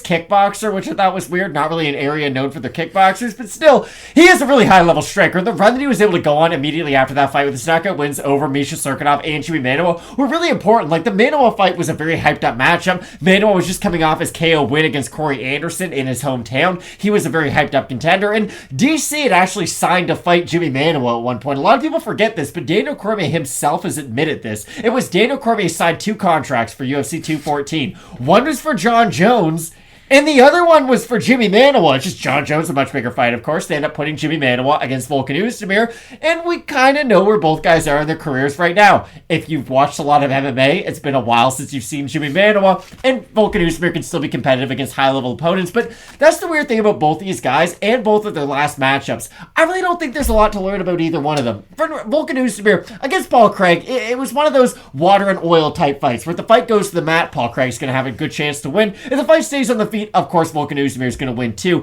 And on the flip side, for Nikita Krylov, he looked great against Volkan Oezdemir, not against Volkan Oezdemir. That was a Mike Goldbergism, if ever there was one. He looked great against Alexander Gustafsson his last time out. But the caveat I always put on that fight is, it's been a while since Alexander Gustafsson's been called the Mauler in a cage. He had fought at heavyweight, he had retired multiple times. So for Krylov, it was definitely a great way to get back on winning track. I just don't know how many skills we can take from that original fight and then apply them to this one as well. I think Nikita Krylov, when it does come down to this one, you consider the background that he does have in MMA, and of course he is a Kyokushin karate black belt, and you know that. He started karate when he was a kid. He brought it into the octagon. He brought it into the octagon at heavyweight when he weighed 218 pounds, taking on a guy in Walt Harris and knocking him out in 25 seconds. Now, he debuted against Soa Palelli, but we'll forget about that fight. Krylov at that time was 21 years old and already making moves. He ended up having success at light heavyweight. He went away back to fight nights globally, came into the UFC,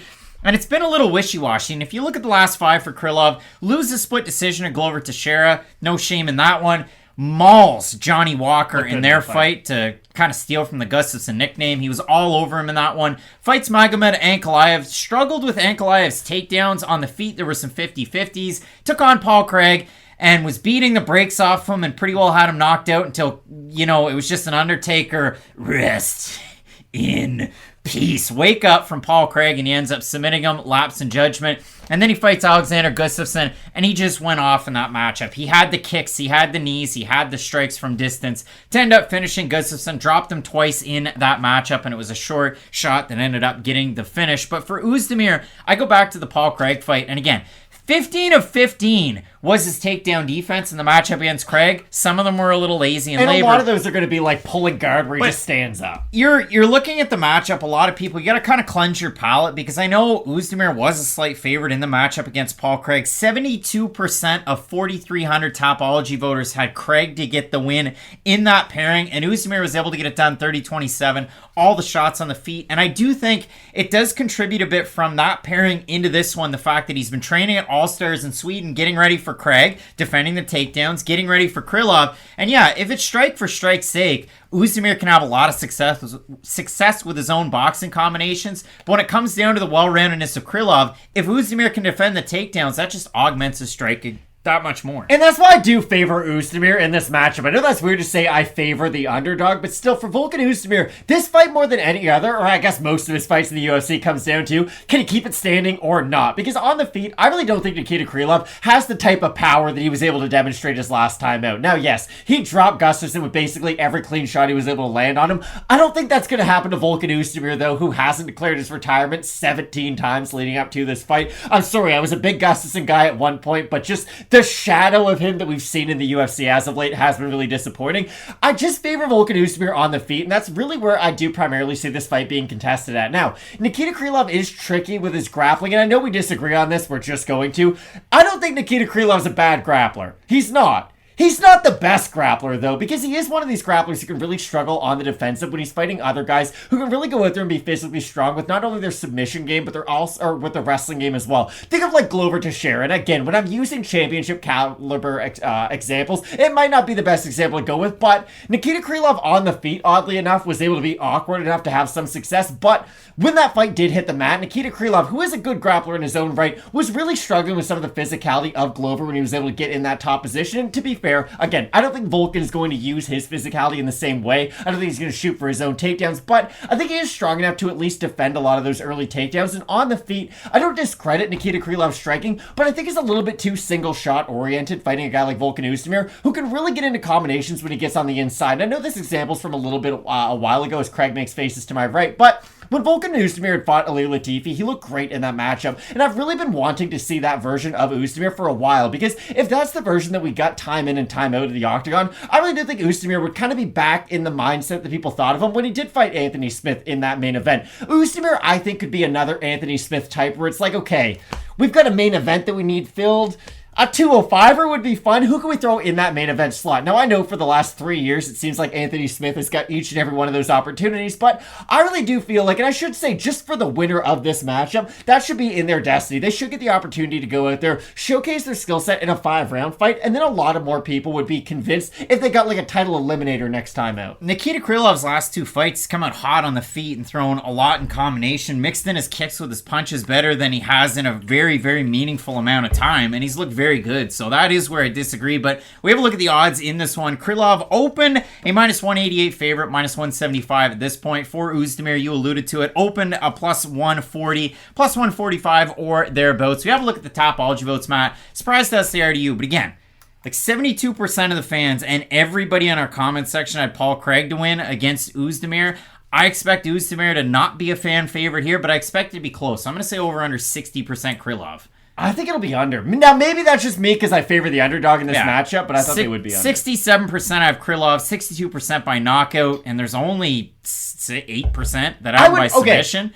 Just 33% of Oezdemir, 58% by decision, 35% by knockout. Matt, I think Nikita Krylov is more wonky when it comes in terms of his striking. I do like Oezdemir's takedown defense that he's shown in the majority of his UFC fights. The majority of the UFC fights, Oezdemir has good takedown defense. You go back and watch his fight with Bellator when he's fighting Kelly Knudsen, a championship wrestler. Knudsen takes him down, submits him. From that point to this point, it's 10 years ago. He's improved leaps and bounds with his wrestling. So credit where it's due with Oezdemir. He's a more technical striker in this, but I think Krylov with the mix of takedowns, the wonky striking, the decent gas tank that you wouldn't think goes along with all of this, I think Krylov gets the win in this weekend for being more well-rounded. I think the leg kicks of Oezdemir are really going to be an important part of this fight. It was something they showcased a lot in the early tenure of his UFC career, and I know we all became just enamored, if you will, with the knockout power that Oezdemir has, but it's like Jerry West said about Kevin Durant. People are going to fall in love with your scoring, Kevin, and they're not going to pay attention to the other things you do well. I really do think Volkan Oezdemir has other parts to his game that are pretty high level outside of just his punching power, and that's why I do like him in this matchup. I think his takedown defense is good enough to defend the takedowns from Krylov. If it does hit the mat from some weird kind of scramble or anything in the clinch, then yes, I definitely favor Krylov once this hits the mat, and that's all I was going to say. If you think Krylov's going to win by stoppage, I don't know if knockout would be the way to go. Submission, I would say, if it does end inside the distance. I would definitely favor that to be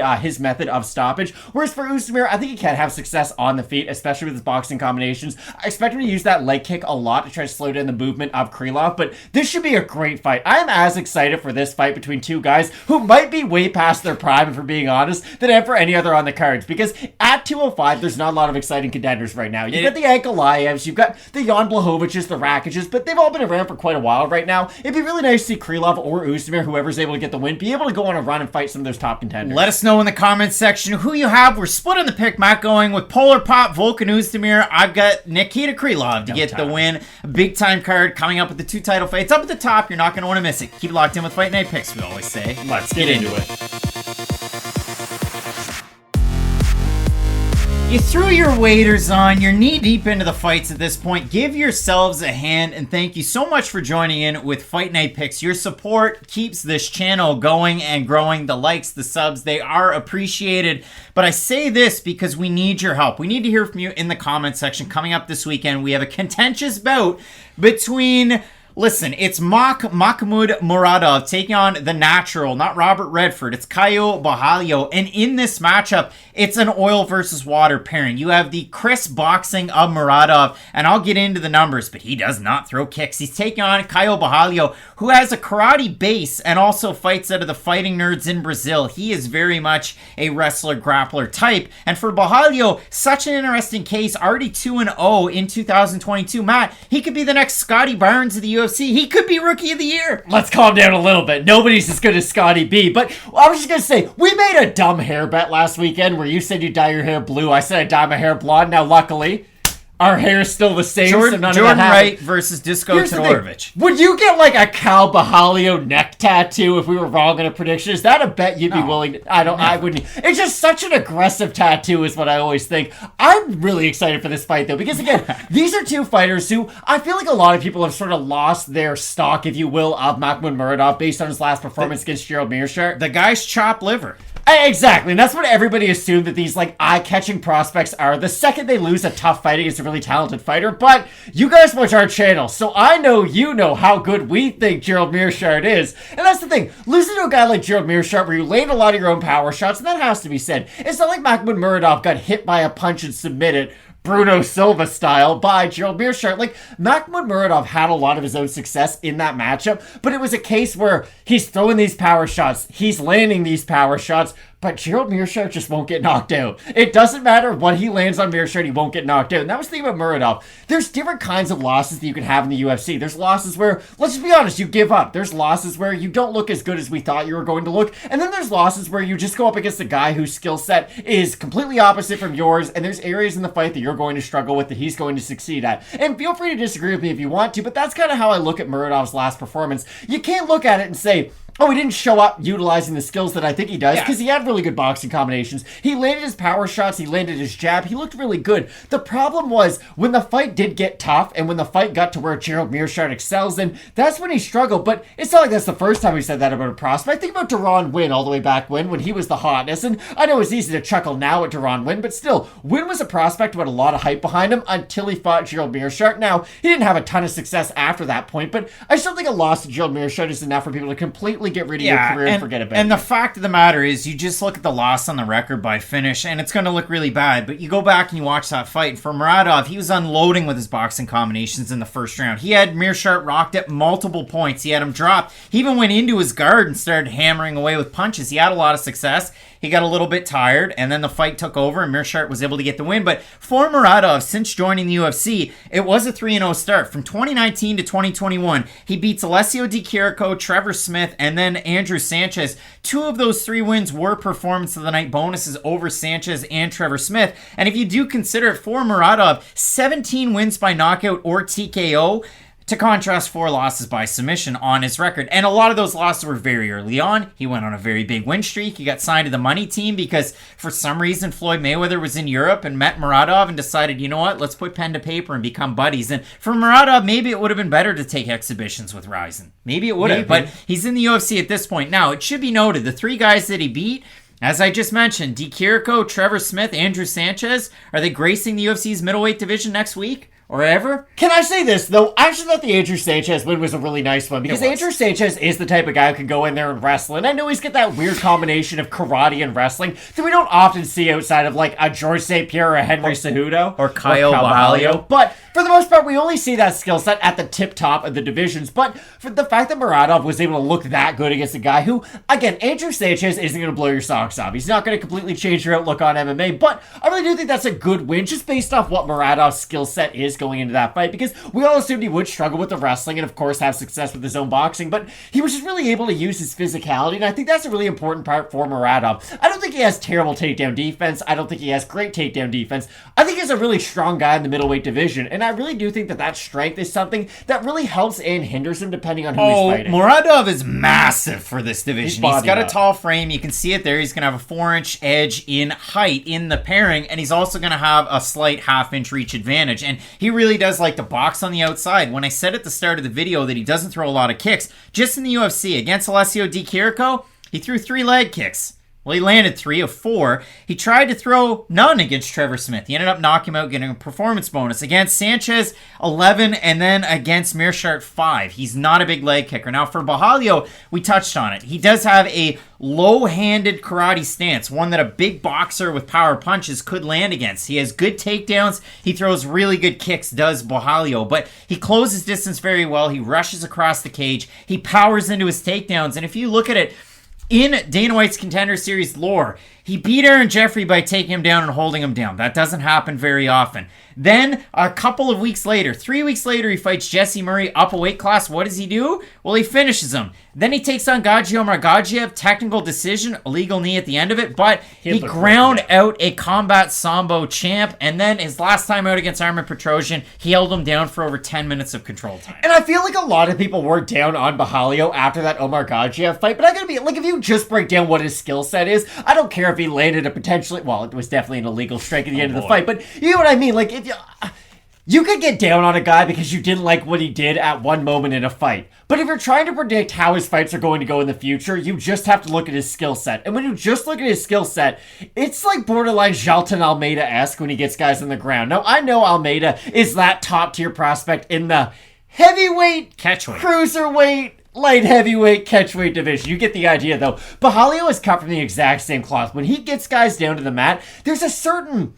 It's just the weight that he carries, and it is very uncharacteristic. You don't look at a guy like him and think, wow, he's as big as a middleweight can get, like Makhmud Muradov is, but it's the way that his technique is utilized, it's the way that he can apply his weight when he gets in that top position that's really unique to his size. And a really, really good lead right hook that he does have. That's how he dropped Jesse Murray on Contender Series, and also a left hand like a piston when he throws it. And that's what I was going to ask you. I think you're going to agree with me, but Cal Borralho has a lot more to offer on the feet against Muradov than Muradov has to offer on the mat against Borralho if it does end up there. Yeah, that much is true. And you do look at this one. We've seen Borralho even cornering fighters on Contender Series out of the fighting nerds. Were they winners? Were they losers? He seems like a smart guy. We won't touch on... Well, maybe that's the glasses. I don't know. But if you do look at it for Borralho, he is the favorite in the matchup, minus 200.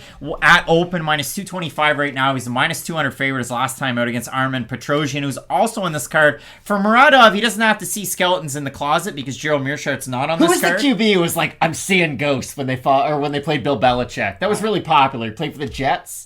Was it Mark Sanchez? Might have been. I don't know. I'm just thinking, like, for Muradov, this could have been a quick signature on the contract. You know, you're fighting a guy who's younger than your last opponent, who has a lot of the same skills as your last opponent. For Muradov, since his last time out against Gerald Meerschaert, he backed out of fights against Misha Serkinov and Abus Magomedov as well. So for Muradov, underdog, open plus 170, plus 180 right now. Matt, the fan vote over on Topology. You folks, sometimes, we all do it. Let's just admit it. We all do it. We just consider a guy off one loss to be completely chopped liver, and I hate him. Just like people just don't like Giga Chikadze now because he lost one fight against Calvin Kattar. The Fight Night Picks fans can be crass that way. I'm going to say over-under, though, 75% Borralho because I think that's happening in this pairing. I'll say over. You're going to say over. It is over. I'm a little surprised, though. 1,108 total votes, 85% Borralho, 58% by decision, 27% by submission. For the 15% that I'm Muradov, you've got 44% by decision, 35% by knockout.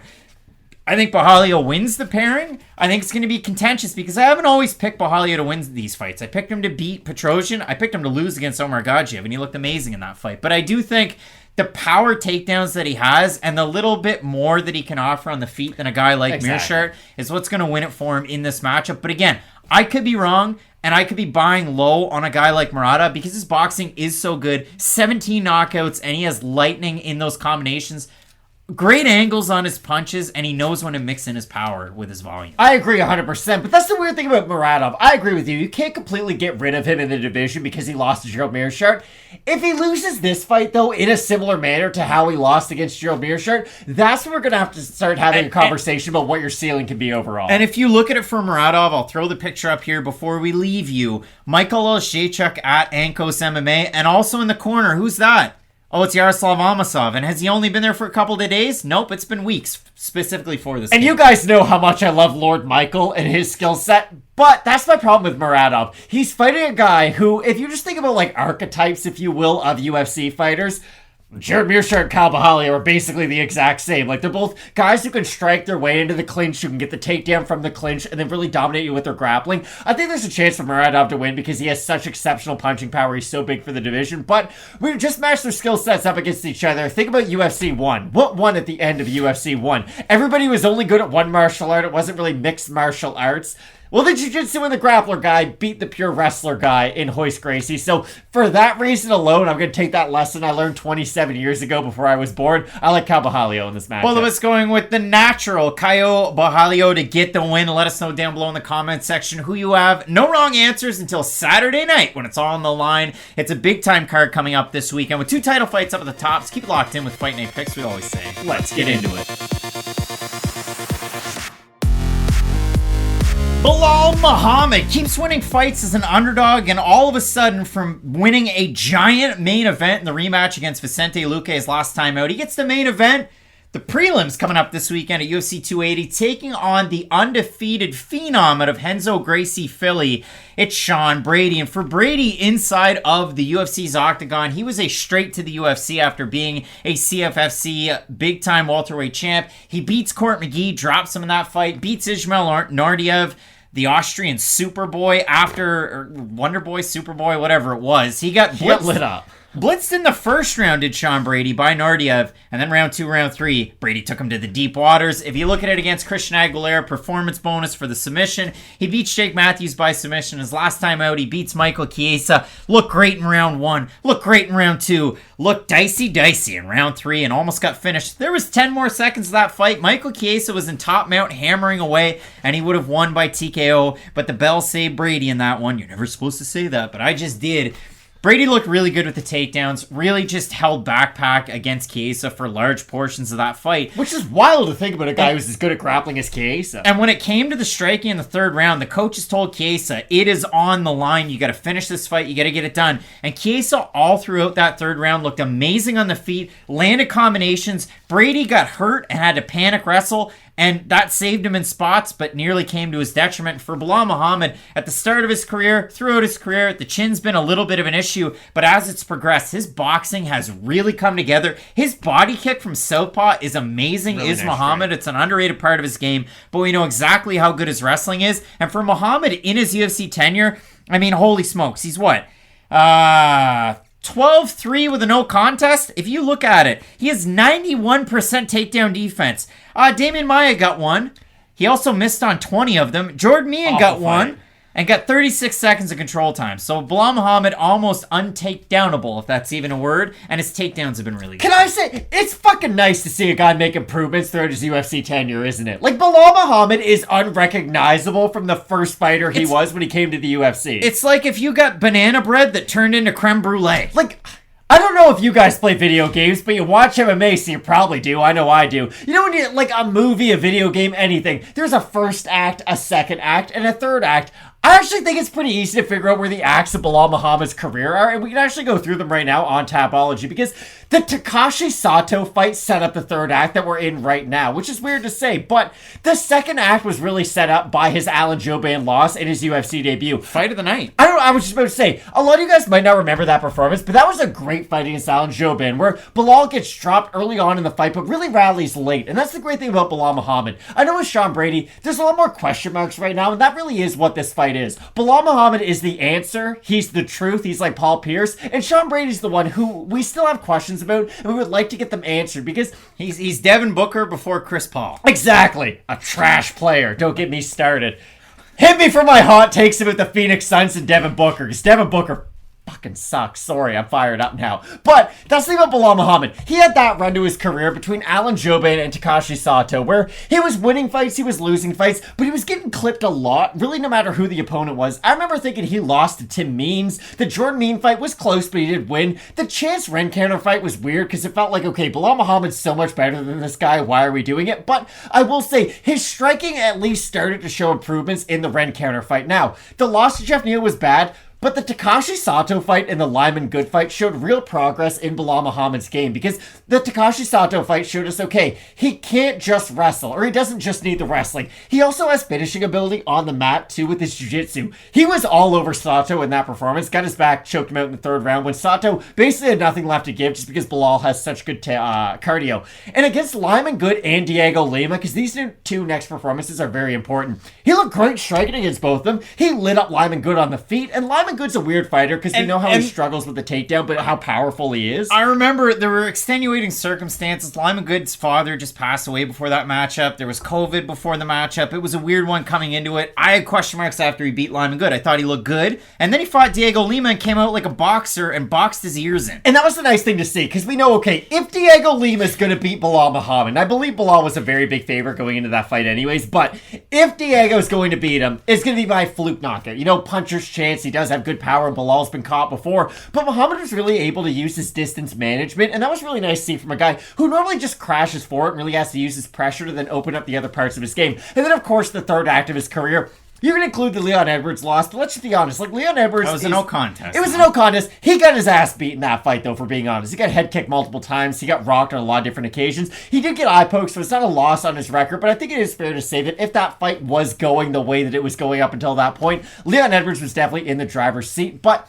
it has been really nice to see that Belal Muhammad hasn't got away from his striking, even though he did struggle with it against Leon Edwards. Because that's fair to say. Anybody in the UFC is probably going to struggle with pure striking against Leon Edwards. Alex Pereira, Israel Adesanya, those are about the only guys who won't. Like, of course, there's other guys on the list, but you get the idea. That's how good Leon is. It's been nice to see that Belal didn't get away from that style, even against Damian Maia, Stephen Wonderboy Thompson, and Vicente Luque in the rematch. And that was a weird fight, because, again, you guys know I like boxing. I tuned in for Devin Haney versus George Cambosos 1 and 2 that just happened last night. Now, I remember a lot of people after the first George Haney performance saying, hey, he won, but it was boring. You know, like, he could have done more. I don't care. Like, Belal Muhammad faced that same criticism after he beat Vicente Luque. It was, hey, he didn't beat him in a firefight brawl in the middle of the cage. I've got news for you guys. Nobody beats Vicente Luque in that style of a fight. Belal Muhammad was able to use his MMA game beautifully. He struck with Luque. He put question marks in Luque's head. He took him down. That's the version of Belal Muhammad. And this might be a bit of a hot take.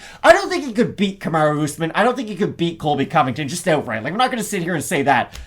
I think it'd be a pretty competitive fight, though, at this stage of his career, with the improvements we've seen in the striking, with how good I know his gas tank is, and with the wrestling that we always know is there. I really do think that if Belal Muhammad's able to get past another very tough test in Sean Brady, who I've barely spent any time talking about, he should get another one of those Fight Night main events or another big opponent his next time. Yeah, this is a giant step up for Brady. And the other thing about Muhammad, he's obviously moving back down in terms of the rankings, taking a fight like this against a guy like Brady. And of course, this is your main event of the prelims. This is the main event of free TV, as they're going to call it. But for Sean Brady, he's so dominant with his grappling. When he wants to take you down, he gets the takedown. And doing that against a guy like Michael Chiesa, doing that early as a pro against a guy like Aaron Jeffrey, who I mentioned earlier on in the show, doing it against guys like Colton Smith, and then he didn't have a good UFC run, but he still beat him on the regional scene. And Whitaker. A guy like Gilbert Urbina, those wins hold weight coming up into the UFC, and it's good to see that level of competition then translate into this dominance that we've seen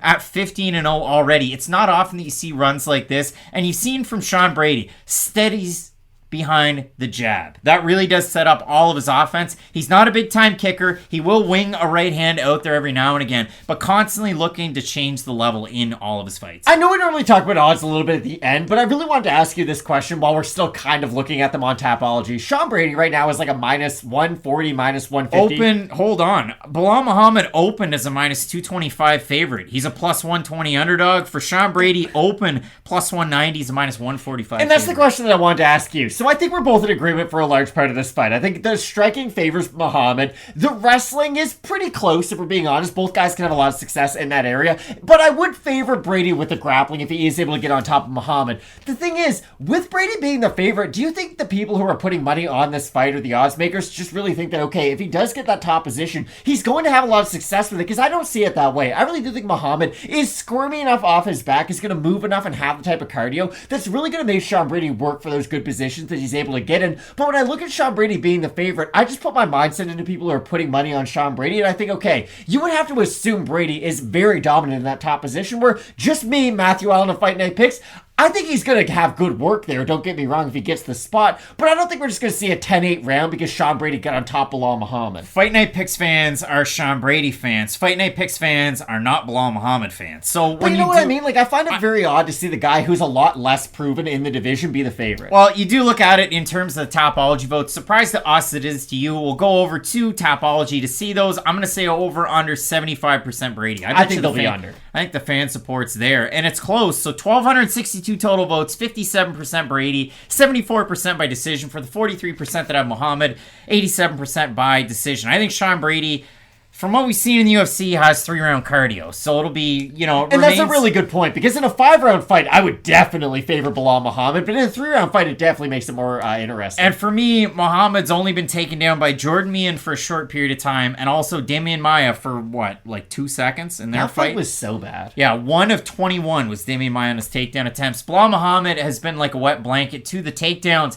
Is he more offensive when he earns his own takedown versus Sean Brady? No. Sean Brady is like glue on the mat when it does come to his own grappling. And Renzo Gracie Philly, you want to be like Joe Pyfer, you can't pick against Sean Brady. That is a real thing that actually does exist in the world. But when it comes down to this matchup, Matt, we talk more about Belal Muhammad, but Sean Brady is the hotness as a prospect. He really is, and he does deserve that right. Like, I understand why he's the favorite. He's had a lot of really impressive performances, and if we're having that kind of peak and valleys conversation, I would say the peaks of Sean Brady, even though he hasn't had the level of competition that Belal Muhammad has, he definitely has looked better in some sports. Like the dominance that Sean Brady has shown in the top position is Belal Muhammad's never been able to show that one level of dominance in his fight. If you can do it against the Crusher, Court McGee, and you can drop him, there's a chance you can do the same thing against Belal Muhammad. But that's my problem with Sean Brady. It does feel like his game is slightly one note, and if he isn't able to get that takedown offensively, then his opponent won't be as worried about the takedown attempt. They're going to be able to open up a lot more with their striking. And I'm someone who's been pretty high on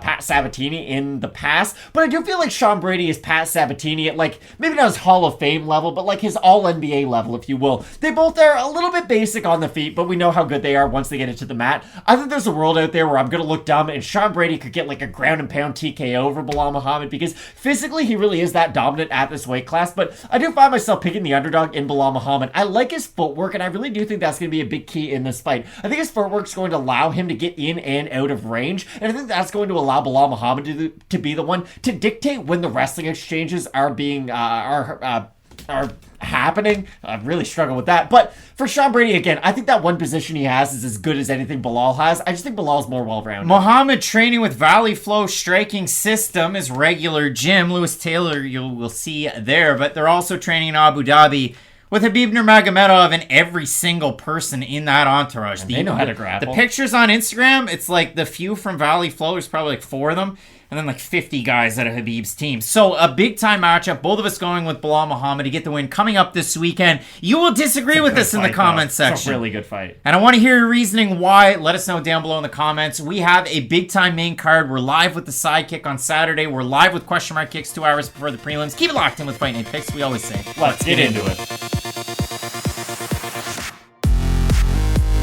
Kicking off the main card of UFC 280, the former EFC flyweight champ, the Beast, Manon Fiorot. Oui, c'est comment c'est prononcé. She's taking on the former bantamweight and flyweight CFFC champ, blonde fighter, describe yourself. Katlyn Chookagian. Matt, I'm going to assume that the commenters underneath this video, about 80 to 90% of them, are going to want to see new blood in the women's flyweight division. They want to see a new matchup for Valentina Shevchenko, and they're all going to pick Manon Fiorot. You agree with that one? I would agree with that, but I gotta be honest. If you just want to ask me at my most casual how I would like this fight to go, I'm not gonna lie. I'd love there be a new power puncher to go up against Valentina Shevchenko, but I agree with what your sentiment is on that point. I think a lot of people are going to try to favor I shouldn't even say younger, because they are fairly close in age, but the newer commodity, the more power punching of the two in Manon Fiorot. For Manon Fiorot, it has been talked about for as long as we've known about her, the fact that she is a striking dynamo. Obviously, we know the side kick, we know the combinations with the boxing,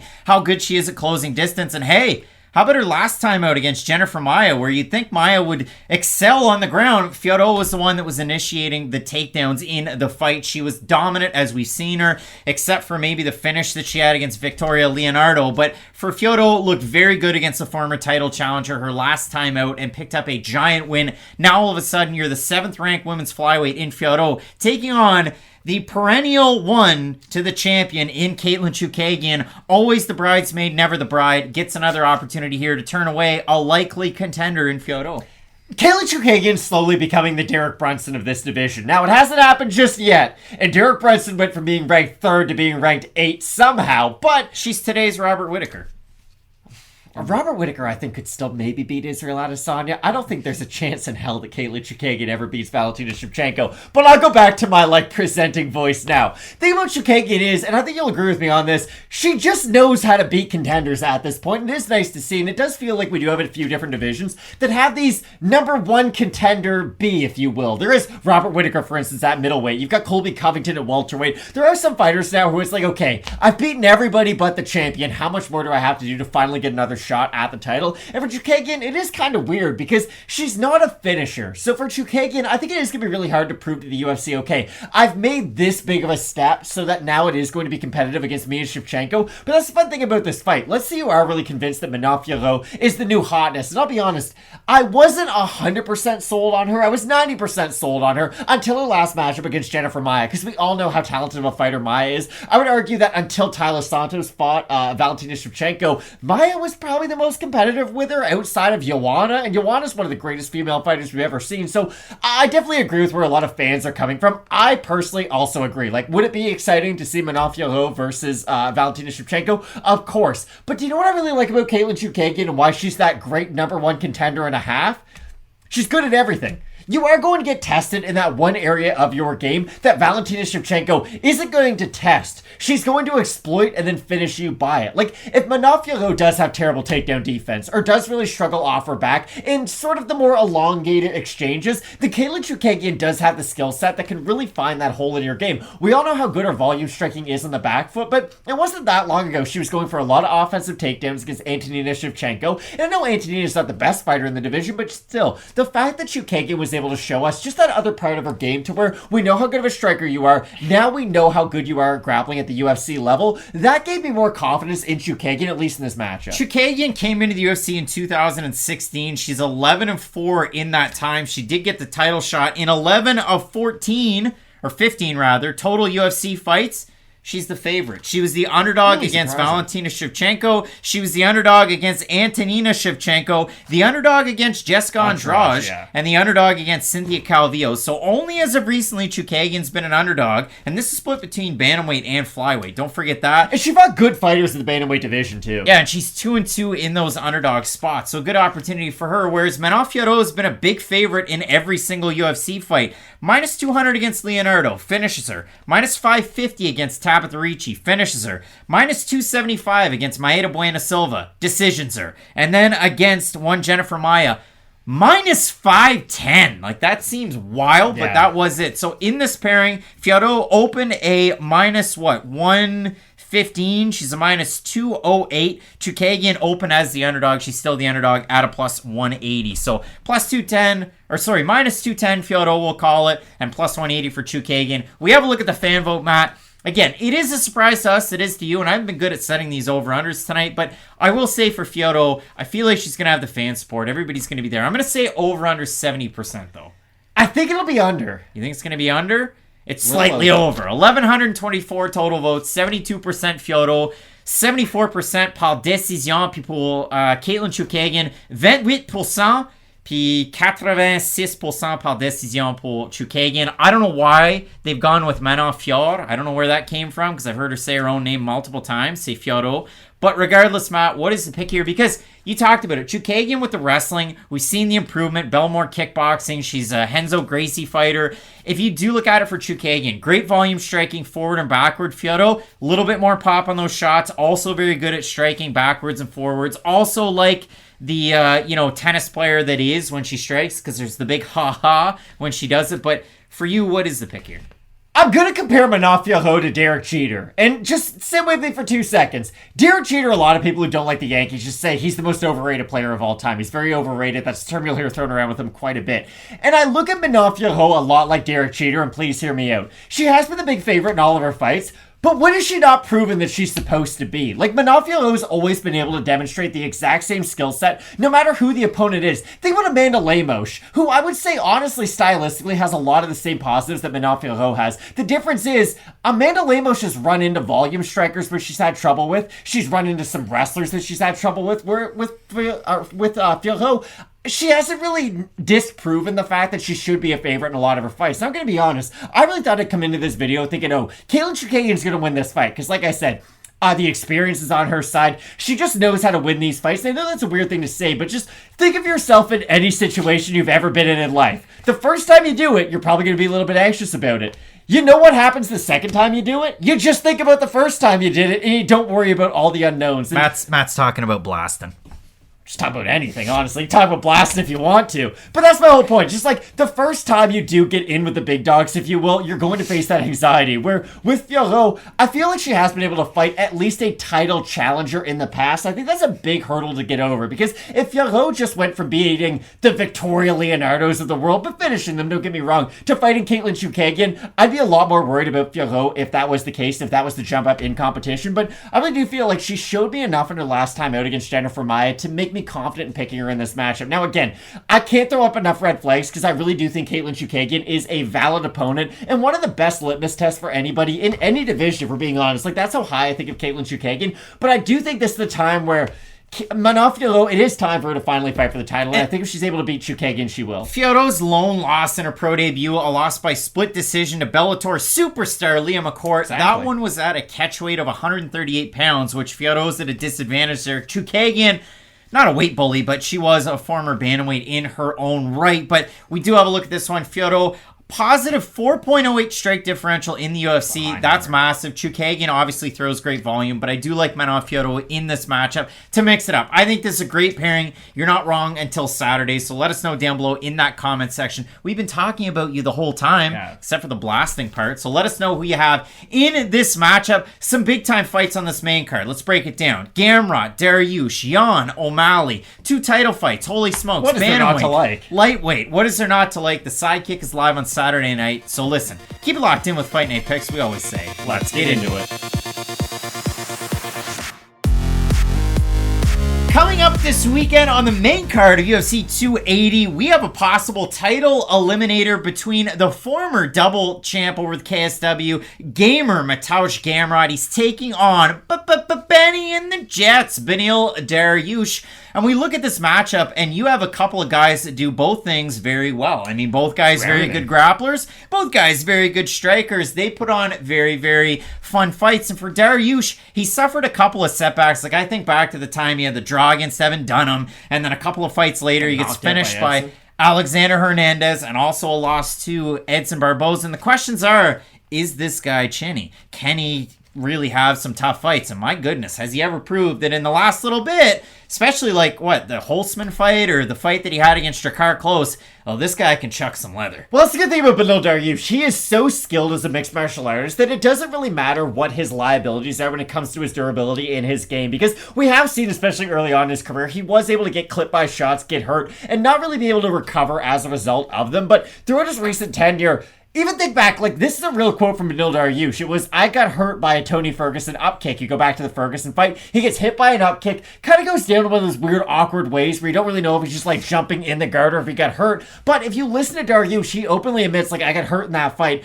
But if you also watch that fight, Beneil Dariush looks pretty darn good grappling in the matchup. But I really do think, and this is a weird thing to say, but this fight and what your prediction is on this fight really comes down to what your thoughts are of Tony Ferguson at this stage of his career. And if you want to disagree with me, please feel free to. But let's say you think Tony Ferguson is the guy who he showed in the first round against Michael Chandler. He's confident, he has striking, he can go out there, land his own power shots, because again, we're only thinking about the first round, not the front kick round. That's a really good fighter. Like, that's a fighter who I think would give troubles to a lot of guys in the top 15. But the problem is, and again, you can make this argument too, and I can't really disagree with you, is, hey, he's also lost 4 straight fights in a row, so how good was he at any singular point? And that's the thing. I mean, you look at it, for Charles Oliveira, pass the test, wins the title. For Beneil Dariush, pass the test with flying colors. Does he get a title fight? No.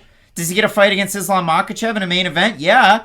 And then he broke his fibula and had an ankle injury, and then decided to kind of let it heal on its own. So it seemed like Dariush, they were going to try and remake that Makhachev fight. Makhachev fights Bobby Green, and now he gets a title shot off the Bobby Green fight, so Dariush is left on the back burner. Now, the injury that he did sustain earlier on this week, it was one of those ones where you break that, it's the long bone in your leg that goes down to your ankle, and then with the advice of doctors consulting, 6 to 8 week recovery if he just kind of let it heal on its own. Surprisingly fast. Went that way. And then, well, it's been a lot more than 6 to 8 weeks before we've seen him ready for action. And I go down through his overall record again. You look at the way that Dariush has been winning these fights. The Holtzman fight, the win against Shakar Close. Really giving it his all. And it's blood and guts performances. And I know you can draw parallels from both the Hot Sauce Holtzman fights, because Gamrot also fought him and also beat him impressively. But when you look at both of these guys, obviously great grappling, great wrestling, everything that goes on with a well-rounded skill set. For Mateusz Gamrot, ADCC European champion just as recently as 2019, to go with a great freestyle wrestling base. But oh wait, he goes for ankle picks for takedowns and odd angle things as well. Both these guys, again, skill for skill, very well-rounded. Who's the harder puncher? Who throws more volume? I think Dariush hits a lot harder. I think Gamrot throws a lot better volume. But for the people that didn't believe in Gamrot, he was about a plus 200 underdog against Armen Sterling. That was my question. Do you think he won that fight? It was close. I thought Sterling won. Fair. That was my question, because that's the thing. That's one of those fights where I don't care what, like, that was as close as the fight could possibly be. But we did see Gamrot get hurt by a strike in that fight. We saw him struggle with some of the wrestling. And you're Beneil Dariush, you can kind of recreate a game plan similar to that. You go back and watch the Gamrot fight. I'll preface it by saying this. MMA decisions, which I'll reference, if you look at it, 7 scored at 48-47 for Gamrot. 12 scored at 48-47 Sterling, 2 scored at 49-46 Sterling, 1 scored at 50-45 Sterling.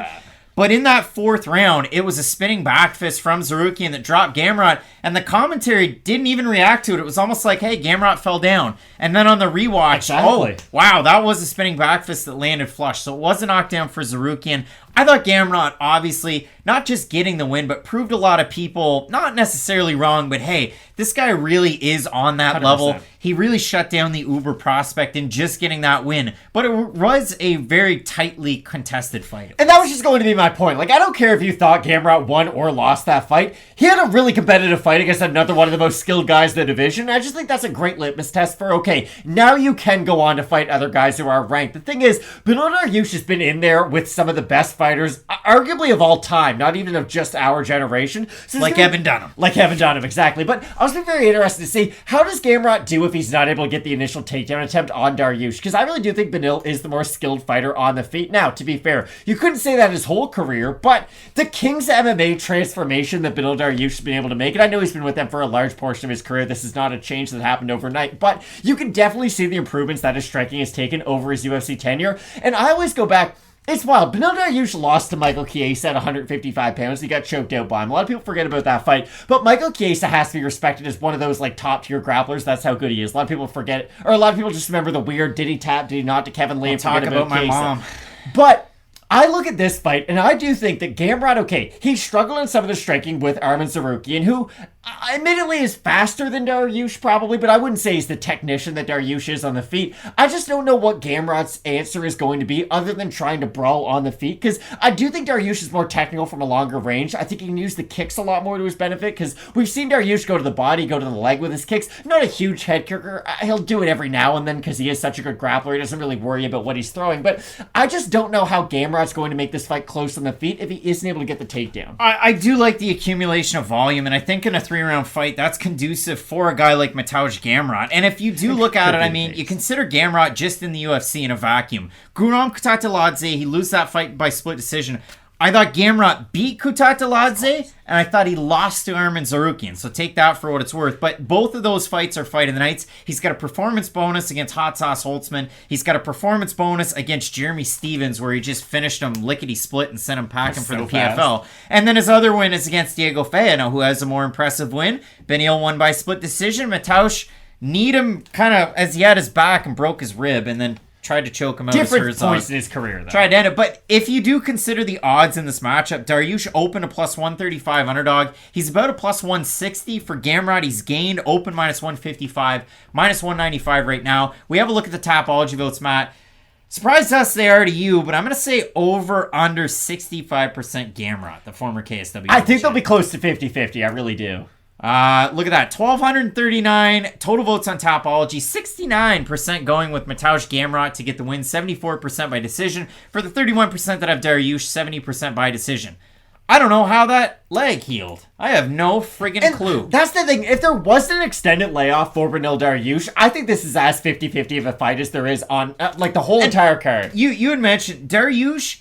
Not just does he have good takedown defense, can he play baseball, Matt? He has 81% takedown defense in the UFC. And the guy's a black belt in jiu-jitsu, and it's not like a fake made-up one. Like, this guy can submit you. Evan Dunham was the last guy to get a takedown on Benil Dariush, and if you go back to that fight, that was back in 2017 before Dariush beat Thiago Moises, Drew Dober, Frank Camacho, Jakar Close, Scott Holtzman, Diego Feia, and Tony Ferguson. So, Matt, we round out the video here. I think he kind of shaded it a little bit, but what's the pick in the matchup? I wanted to pick Benil Dariush. Again, I came into this video thinking, okay, he's the more technical guy on the feet.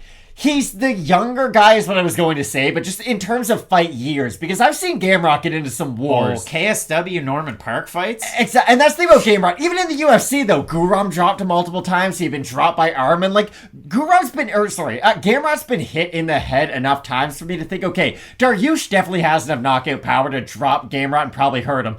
The opposite also has to be said, though. I've seen Dariush get hurt enough times in the feet for me to think, okay, if Gamrot does sit down on a big hook, he can probably hurt him. So then it really comes down to the grappling. And I gotta be honest, both these guys are phenomenal when it comes down to the grappling. They're both good wrestlers. They're both good at exchanges on the mat. They're both good at scrambling. I'm really just trying to give myself more time to make an official prediction, but I am going to make the official one.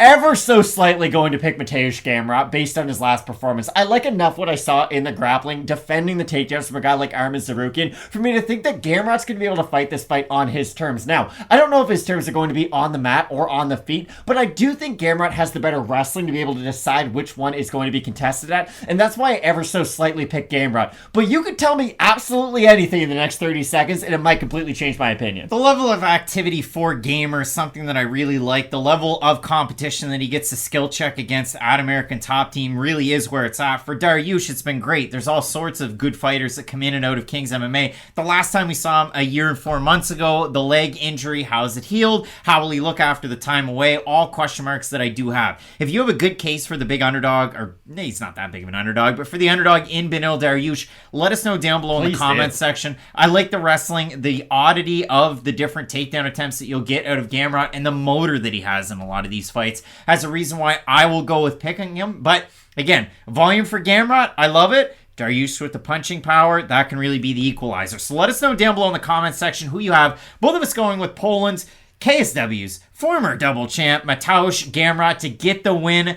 Matt, it's time. Piotr Yan, Sean O'Malley. Incredible fight. You got 2 title fights up at the top. You're not going to want to miss. Keep it locked in with Fight Night Picks, we always say. Let's get into it.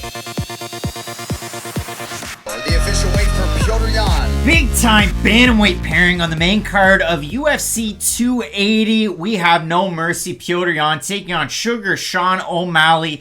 And holy smokes, I mean, possible title implications in this matchup for Petr Yan. He's fighting down in the rankings against Sean O'Malley, who has a giant shot coming off a no contest where he eye-poked Pedro Munoz and scratched that cornea, tickled the old eyeball of that small Brazilian man. And for Sean O'Malley, this really is a good step up in competition. I mean, you look at it for him, it's been the slow burn since he debuted in the UFC off Dana White's Contender Series 2017. He goes from fighting Alfred Kashakian to Terrion Ware to then all of a sudden facing some better competition. And for Petr Yan, coming off a split decision loss in the title fight, the rematch against Aljamain Sterling, where maybe it was a little controversial that it was a split due to the fact that Sterling had so much success with just kind of backpacking Petr Yan for long periods of time in that fight. But for Yan, this is either a good opportunity to get back to the basics, work in your boxing, or it's the opportunity for Sean O'Malley to maybe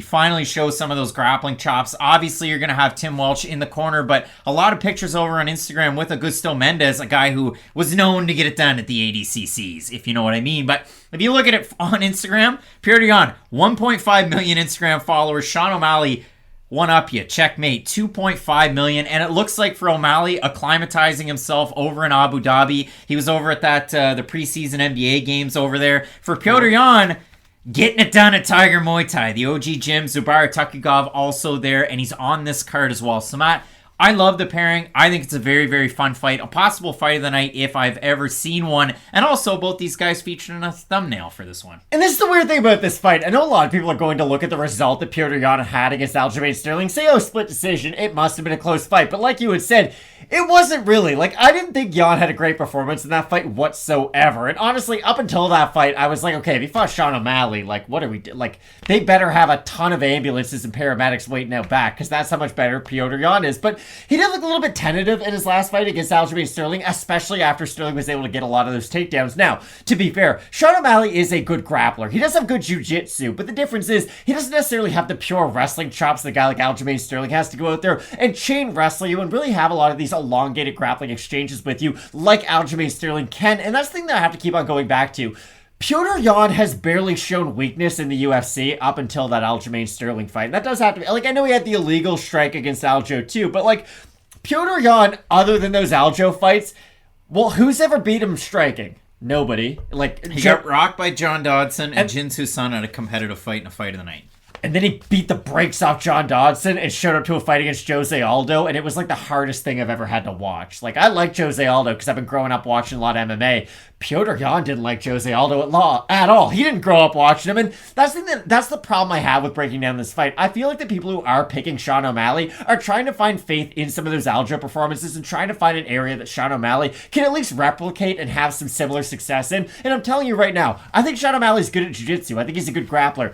Petr Yan has incredible takedown defense, though, and unless you do have the ability to really chain wrestle and go for the single legs and the double legs up against the cage and really make him think about his takedown attempts, think about every other takedown Petr Yan's ever defended in the UFC. Think about Jimmy Rivera, a guy who's a very talented wrestler in his own right. He would go for takedowns, have wrestling exchanges, if you will, to where they're on the feet, they're kind of wrestling for position, and then what would happen? Petr Yan would create distance and hit him with his own power shots. But since I bring up the Jimmy Rivera fight, I might as well bring up this other point, which might help Sean O'Malley. Petr Yan lost 14 and a half minutes of that fight, if being completely honest, but he won 10 seconds in every single round. It was the last 10 seconds of every round where he drops Jimmy Rivera and really hurts him. I know that might be a bit of an exaggeration, but there are two versions of Petr Yan. There is the I'm downloading your game plan Yan, and then there's I have your game plan downloaded Yan, and it's really going to be interesting to see when does he download that game plan, because the last time we saw him have a lot of success against a tall, rangy striker, it was Corey Sandhagen, and we all know how good he is and how skilled he is on the feet. Sean O'Malley and Corey Sandhagen share a lot of similarities. Now, to be fair, Sandhagen likes to get in the pocket and then throw a lot of punches once he's in the pocket, whereas O'Malley is going to make you come to him and try to hit you with power shots, but they do share a lot of similarities in their MMA game. And the other thing for Sean O'Malley versus Petr Yan, if you do want to go towards Sugar Sean, if you look at Yan, he does take that Floyd Mayweather approach to a lot of his fights, figure things out, wait as it goes, and then all of a sudden, boom goes the dynamite, and Petr Yan's having a lot of success. And it is a style that's very conducive to 5 rounds. Former ACB champ, former UFC bantamweight champ.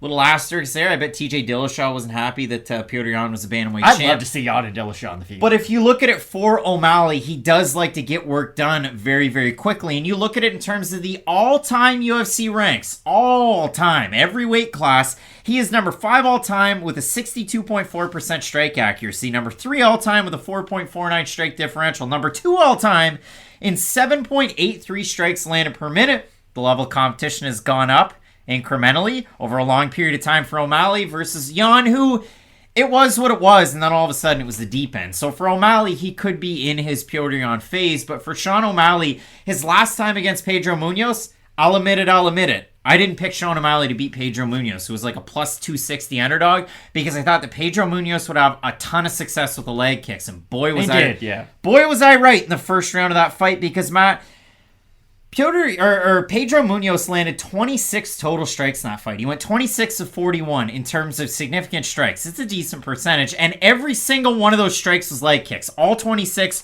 were leg kicks. First round, Munoz won. A lot of people were like, Craig, you're insane. It was close, to be fair. Neither guy really pulled apart. In the second round, Sean O'Malley started to pull away. He started to have a lot of success distancing himself away, landing his jab, and then landing his finger in Pedro's eye. And if you don't believe it, well, his eye was swollen shut and he had a scratch cornea. So it was legit. But Matt, when we look at this matchup, for jiu-jitsu's sake, Sean O'Malley has it. For the master of sport in boxing and mixed martial arts, Pedro Munoz jumped his knee. Petr Yan can really mix it up with the best of them.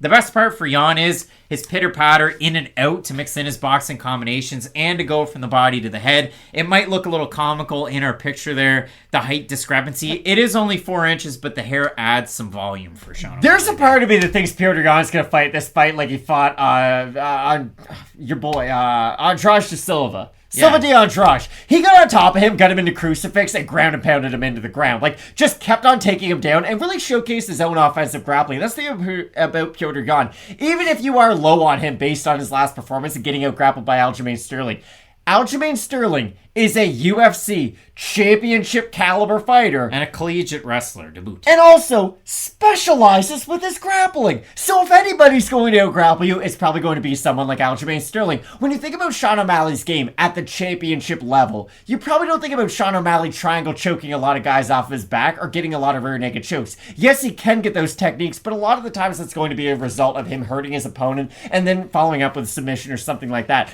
I just don't think Sean O'Malley can go out there and really control Petr Yan for a lot of time. And if that's the case, it means he's going to have success in his striking. Now, I think it can because he is so tall and rangy for this division. We all know how good his punching power can be. But Petr Yan's not a guy who gets hit clean all that much. Like, I know you bring it up, he got rocked by John Dodson on a weird in-between shot up against the cage.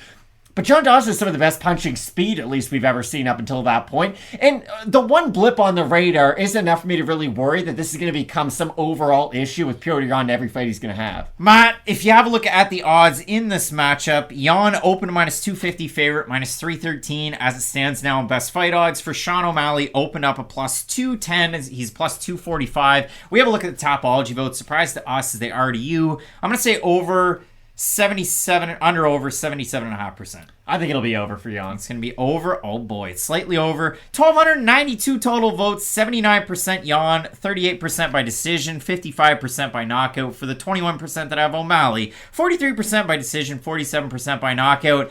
Again, like Letter, Kenny, Pitter Patter, let's get at her. I think Petr Yan's going to have success on the in and out and the in-betweens with his boxing. Sean O'Malley, I didn't bring up those all-time UFC record numbers that he has for no reason. He also has great volume. It's just in some of these exchanges, I see Yan winning out. I also like the stance switches and the leg kicks, and I can't stress that one enough as a point where I leave on this one. I agree with you on all the Petr Yan points. I also have him to win this fight, but I can just see there being a world where Dana White shows up to a press conference looking as red as your shirt going, Sean O'Malley, isn't he fucking awesome? He wants to fight Aljamain in Long Island. I fucking love that kid. I can see it being one of those cases where Dana White's like really trying to pump his tires too much, but I also have Petr Yan in this matchup. Both of us going with no mercy. Petr Yan Make sure you tune in at the Fight Night Picks Sidekick live for the main card. We'll be in action. Maybe we'll have a couple of Colorado Kool-Aids with us as we tune in for this big-time card. 2 title fights up at the top. You're not going to want to miss. Keep it locked in with Fight Night Picks, we always say. Let's get into it.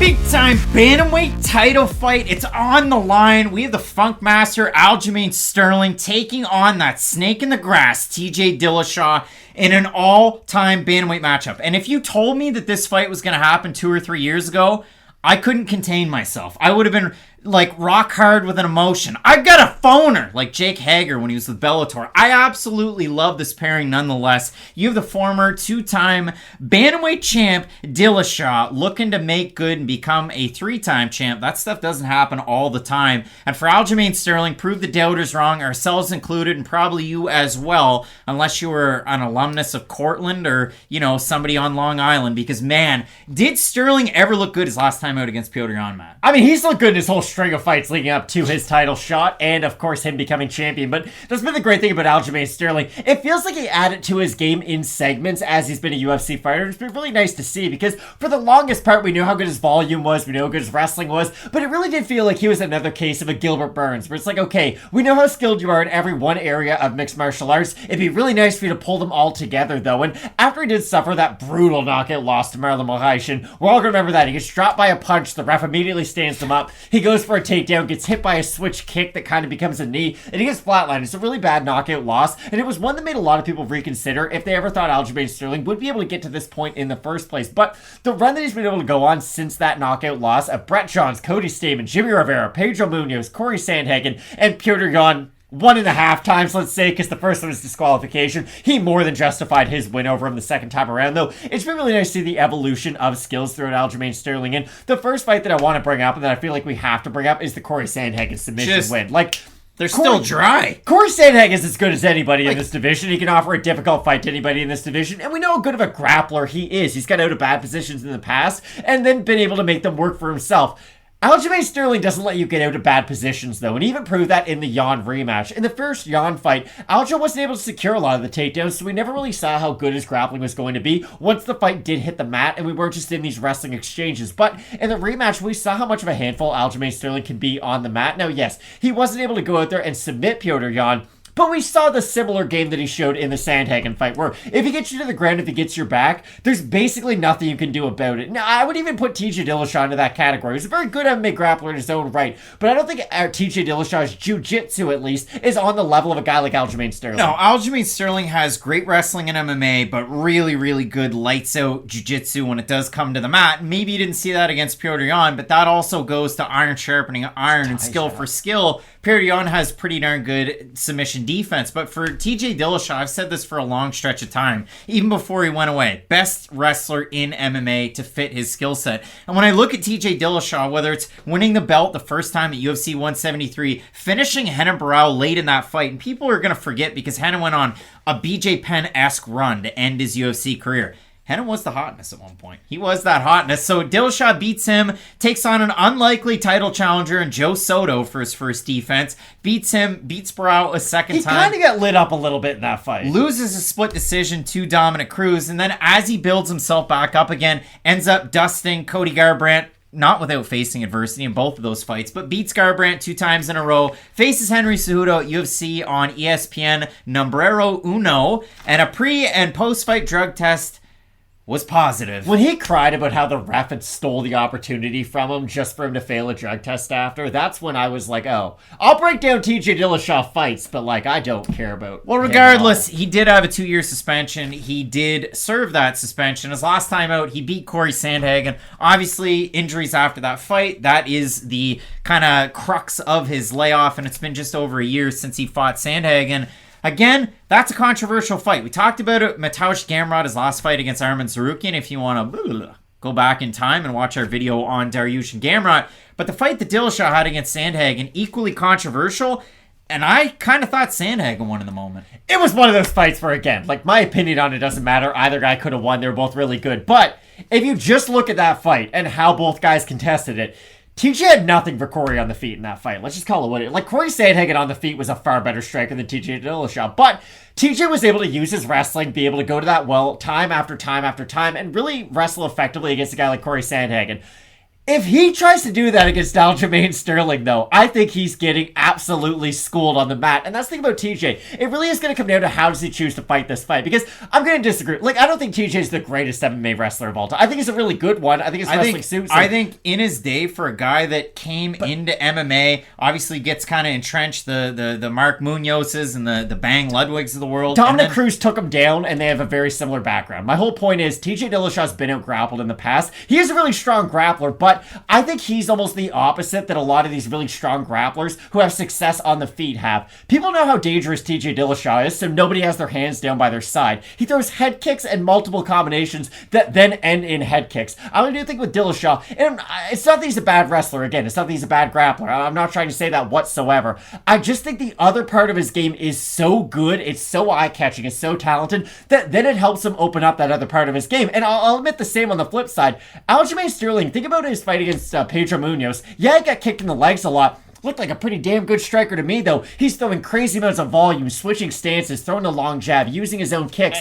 I think Sterling's the opposite. I think Sterling's striking looks a lot better in a lot of cases because guys are so worried about his grappling ability, and I think Dillashaw might almost be the opposite of that. That's all. It's just with Dillashaw, and a lot of people do like to say that he's one of the better MMA grapplers. I think he's really good, but the reason he lost to Dominic Cruz the first time around, I know that was a split decision, but still, he got taken down by Dom a lot in that fight, and he wasn't able to then take down Dominic Cruz. For Sterling, if you do look at it, he even had those same successes in the early rounds of the first fight against Petrosyan. It's just, did he blow his load a little bit too early? Well, his pacing looked pretty damn good in the second fight. So if you do consider it for Dillashaw coming into this matchup fresh, he gets the opportunity to fight for the bantamweight strap that he technically never lost in the past. You look at the odds in the matchup. Sterling opened the favorite, minus 220. Minus 170 right now for Dillashaw, who's gained open plus 185. Plus 142 as it stands. We have a look at the total Tapology votes. Surprise to us as they are to you. I'm going to say over under 67.5% for the champ. I think they'll be close to 50, so I'll say under.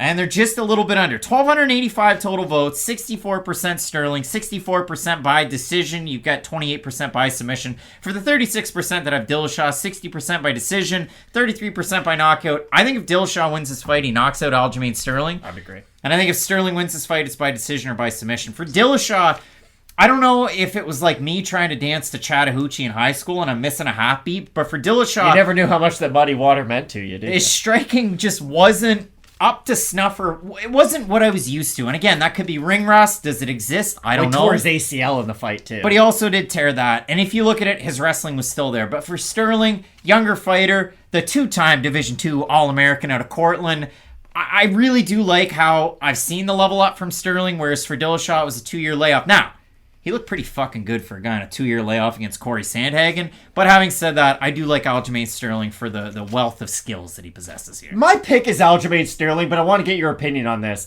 I think this is the most favorable matchup for TJ Dillashaw out of anybody who could have the title right now. Dillashaw? But I think Petrosyan is a really hard matchup for TJ Dillashaw. Yeah.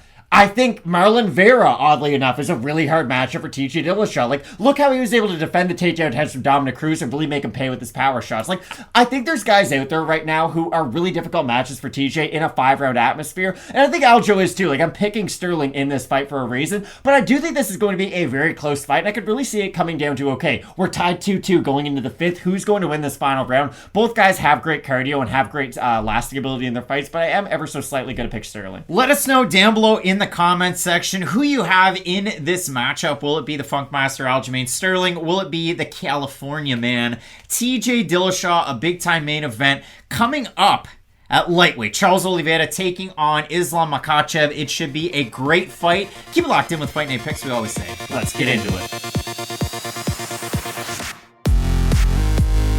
Charles Oliveira's got the belt in my graphic, and coming up this weekend in the main event of UFC 280, he's still my champion. Charles Oliveira, do Bronx, taking on Islam Makhachev. And if it wasn't for Adriano Martins, if he was just like erased off the record, it would be an undefeated streak at 22-0 for Makhachev. Now, he did get cold-cocked in that one fight against Martins early on in his UFC tenure, but it's been wins and roses ever since. And for Makhachev, his last time out, a short notice replacement in Bobby Green due to multiple leg injuries to Beneil Dariush. He takes on Green, he takes him down, he finishes him very quickly in a fight that was to be expected. And for Makhachev, the commentary around that fight was that they were going to rematch him or try and put the fight back together with Dariush. But listen, waiting worked out for him, and he gets to take on Oliveira. And for Oliveira, his last time out, I mean, he looked very, very good against Justin Gaethje. Obviously, the commentary is around the weight, and should he actually have that belt around his arm in our picture?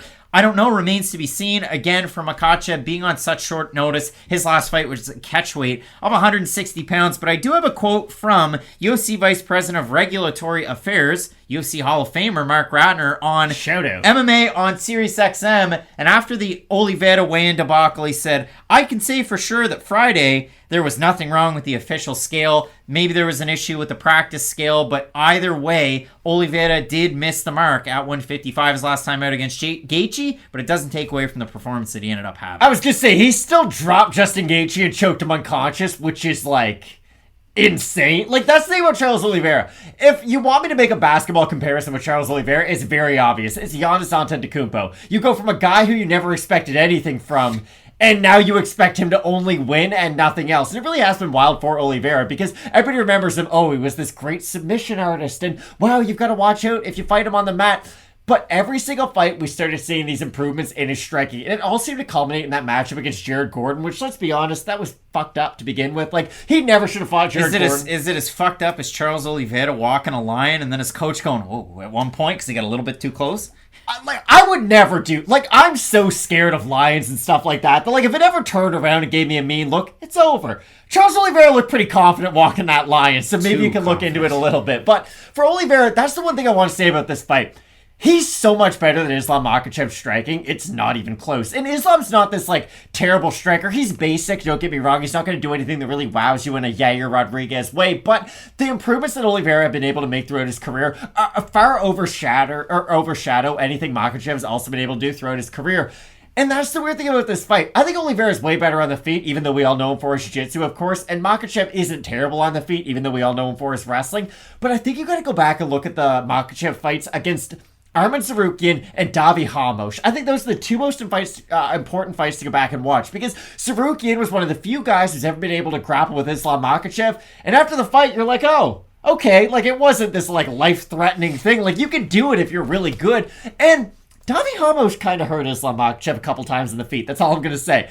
I saw another guy say this on Twitter, and a bunch of people with names I don't understand immediately attacked him, so we'll just leave it at that. But Davi Hamosh was landing some really nice jabs on the outside to Islam Makhachev that was really making it tough for him to go in there and close the distance afterwards. And those are the types of skills that make me think, okay, Charles Oliveira can definitely replicate some of that game plan. But the conversation that I've always had around this fight is that Makhachev does have one huge advantage over Charles Oliveira. It's physical strength. And I really do think that's the important part, because when you look at the type of submissions that Makhachev goes for, they're not necessarily the Damian Maia kind, where it's, okay, I get you down, then I do a bunch of these tricks basically to get your back, then I submit you.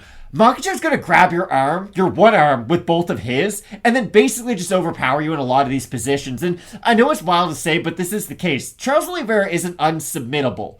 I know he gets a lot of submission victories himself. It's kind of like Nikita Krylov.